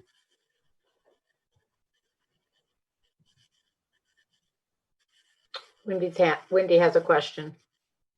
Yeah, I guess just acknowledging that Ms. Turner has already waited a while to come before the board. I think my concern is postponing the hearing and then dragging this out longer for her. So I think if there's a way that we could move on to the next hearing while we try and locate the analyst, I think the analyst testimony would be sufficient for me. I can't speak for my colleagues, but I think having just that third-party verification would be helpful, whether it's the letter or the analyst. So whatever I think is the most expedient way is something I would support, because I just would hate to drag this out longer for her. Right. I can see if we can't get a hold of the probation analyst and see if she is available to join us. And oh, sorry. And the way you can question her about some of the information Ms. Turner is offering. Right. I second Wendy's sentiment. I wonder if the letter is actually easier to provide than actual human persons. If we have the letters emailed to us as we go to the next petitioner, that we should receive it quite on time. So if that would that be a problem? If we let me see if I can make that happen. Okay, because I think that would be easier to have a live testimony, and I don't know, whatever comes first. Okay, so to be clear, Ms. Turner, it's the quarterly report letter that preceded or came with the request to reduce the frequency of your therapy? Yes, it was one of the quarterly reports. I might be able to even pull it up in my email. Would we be able to have like everybody finish their questions because and then get the letter and then wrap it up? Because I really feel like efficiency. Like right.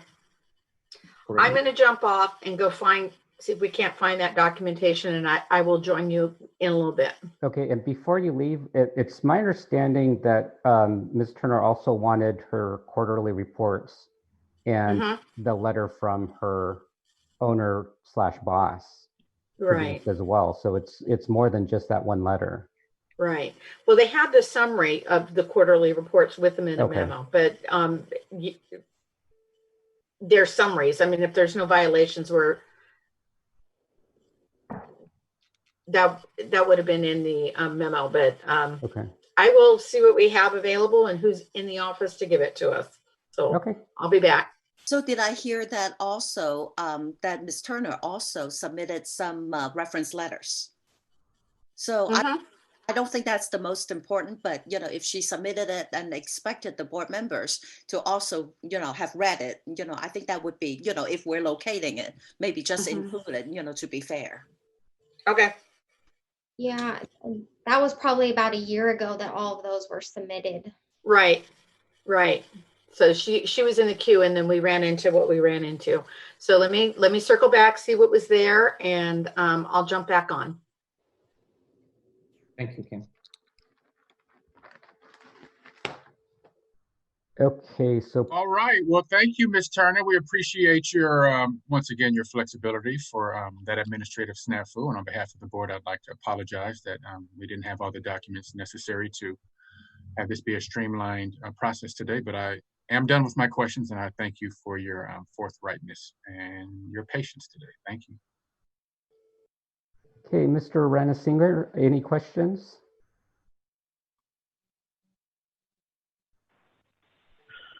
Well, hello, Ms. Turner. My name is Kelly Ranasinger. You know, the first thing I want to say is that I've actually worked with domestic violence victims for many, many years, and reading through some of your documents and also hearing your testimony, I think board member Anthony kind of hit it on the head with the criminalization of victims. I have a kind of softball question. Sometimes people who have experienced victimization and particularly traumatic life experiences, the work we do can hit us pretty hard. So can you tell me what you do for self-care? Oh, yeah. I do a lot of self-care. I practice separating myself from work. That's something that I really pride myself on. So for self-care, I exercise. I spend time with my daughter, with my husband. I have 2 German Shepherds. I like to go to the beach. You know, I practice a lot of mindfulness and being present. You know, I'm constantly kind of checking in with myself, you know, asking myself, how am I doing? And I do a lot of consulting as well. Okay. Other than that, I really have no other questions. You know, I think your experience will make you an outstanding therapist. Well, I would, no further questions.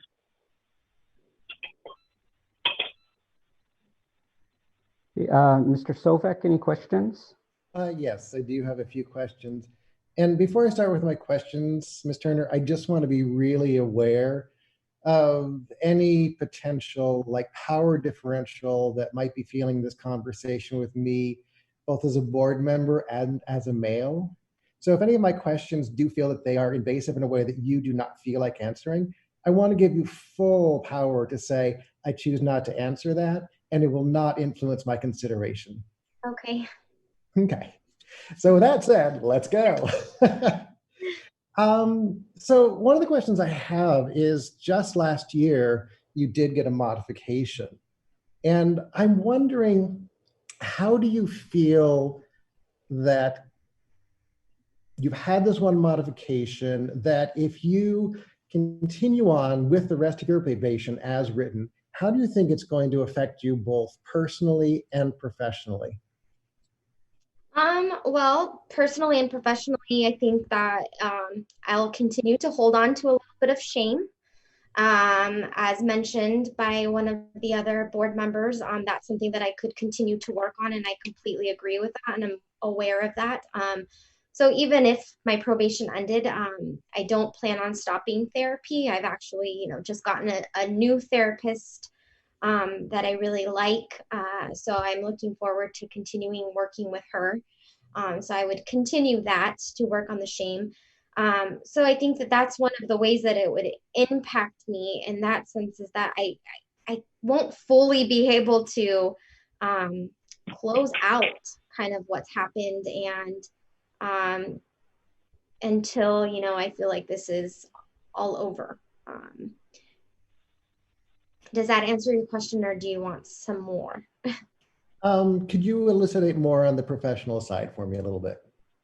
Professionally, how I think it would impact me if I continued with the probation. I mean, if anything, I don't really know that it would have any impact on me professionally. Every work that I do in therapy will obviously help me professionally. Helps me gain further insight, awareness into any of my countertransference, all of that type of stuff. But there's nothing else really right now with the probation that I'm having to do except paying fees that I think will impact my professional career. Everybody that I work with is aware. So in that sense, I don't see that it would impact me any differently. Okay. And then follow up on a version of this question that was asked earlier.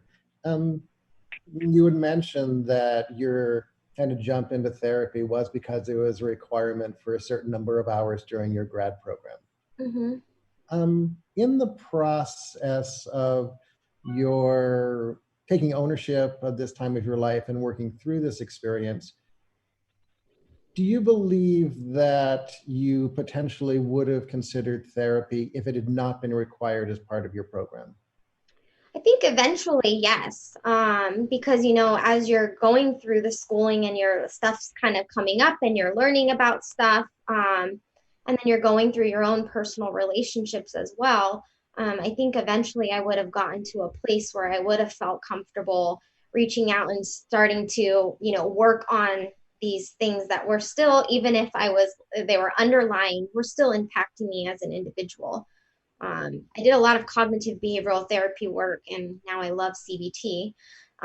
So, just learning about my own automatic thought processes, I think eventually I would have gotten to a place, as I had gone through some of my classes and learned more, where I would have been like, I want to, work on this for myself. I want to do even more in betterment for myself.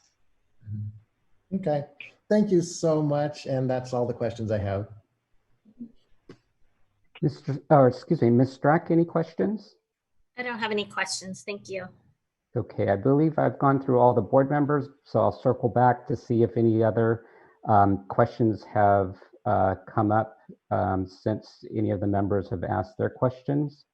Any other questions by the board? Okay, hearing none. So at this point, normally I would move into closing, but it sounds like we're waiting to see if we could get the probation monitor and/or some documents. So, Mr. Chairman, how do you wish to proceed from here? At this point, since Usually we take 10 minutes break. Maybe this will be the right time to do so and see if in those 10 minutes we're able to retrieve more information about this case without closing it. Is that okay? Okay, so basically take a break, take a break, 10-minute break now. Yeah, that's fine with me. We always could take breaks during the hearing. So I'll turn it back to you to go to break. Thank you. So I will ask for a break. It's 1:16 right now to come back public hearings at 1:26.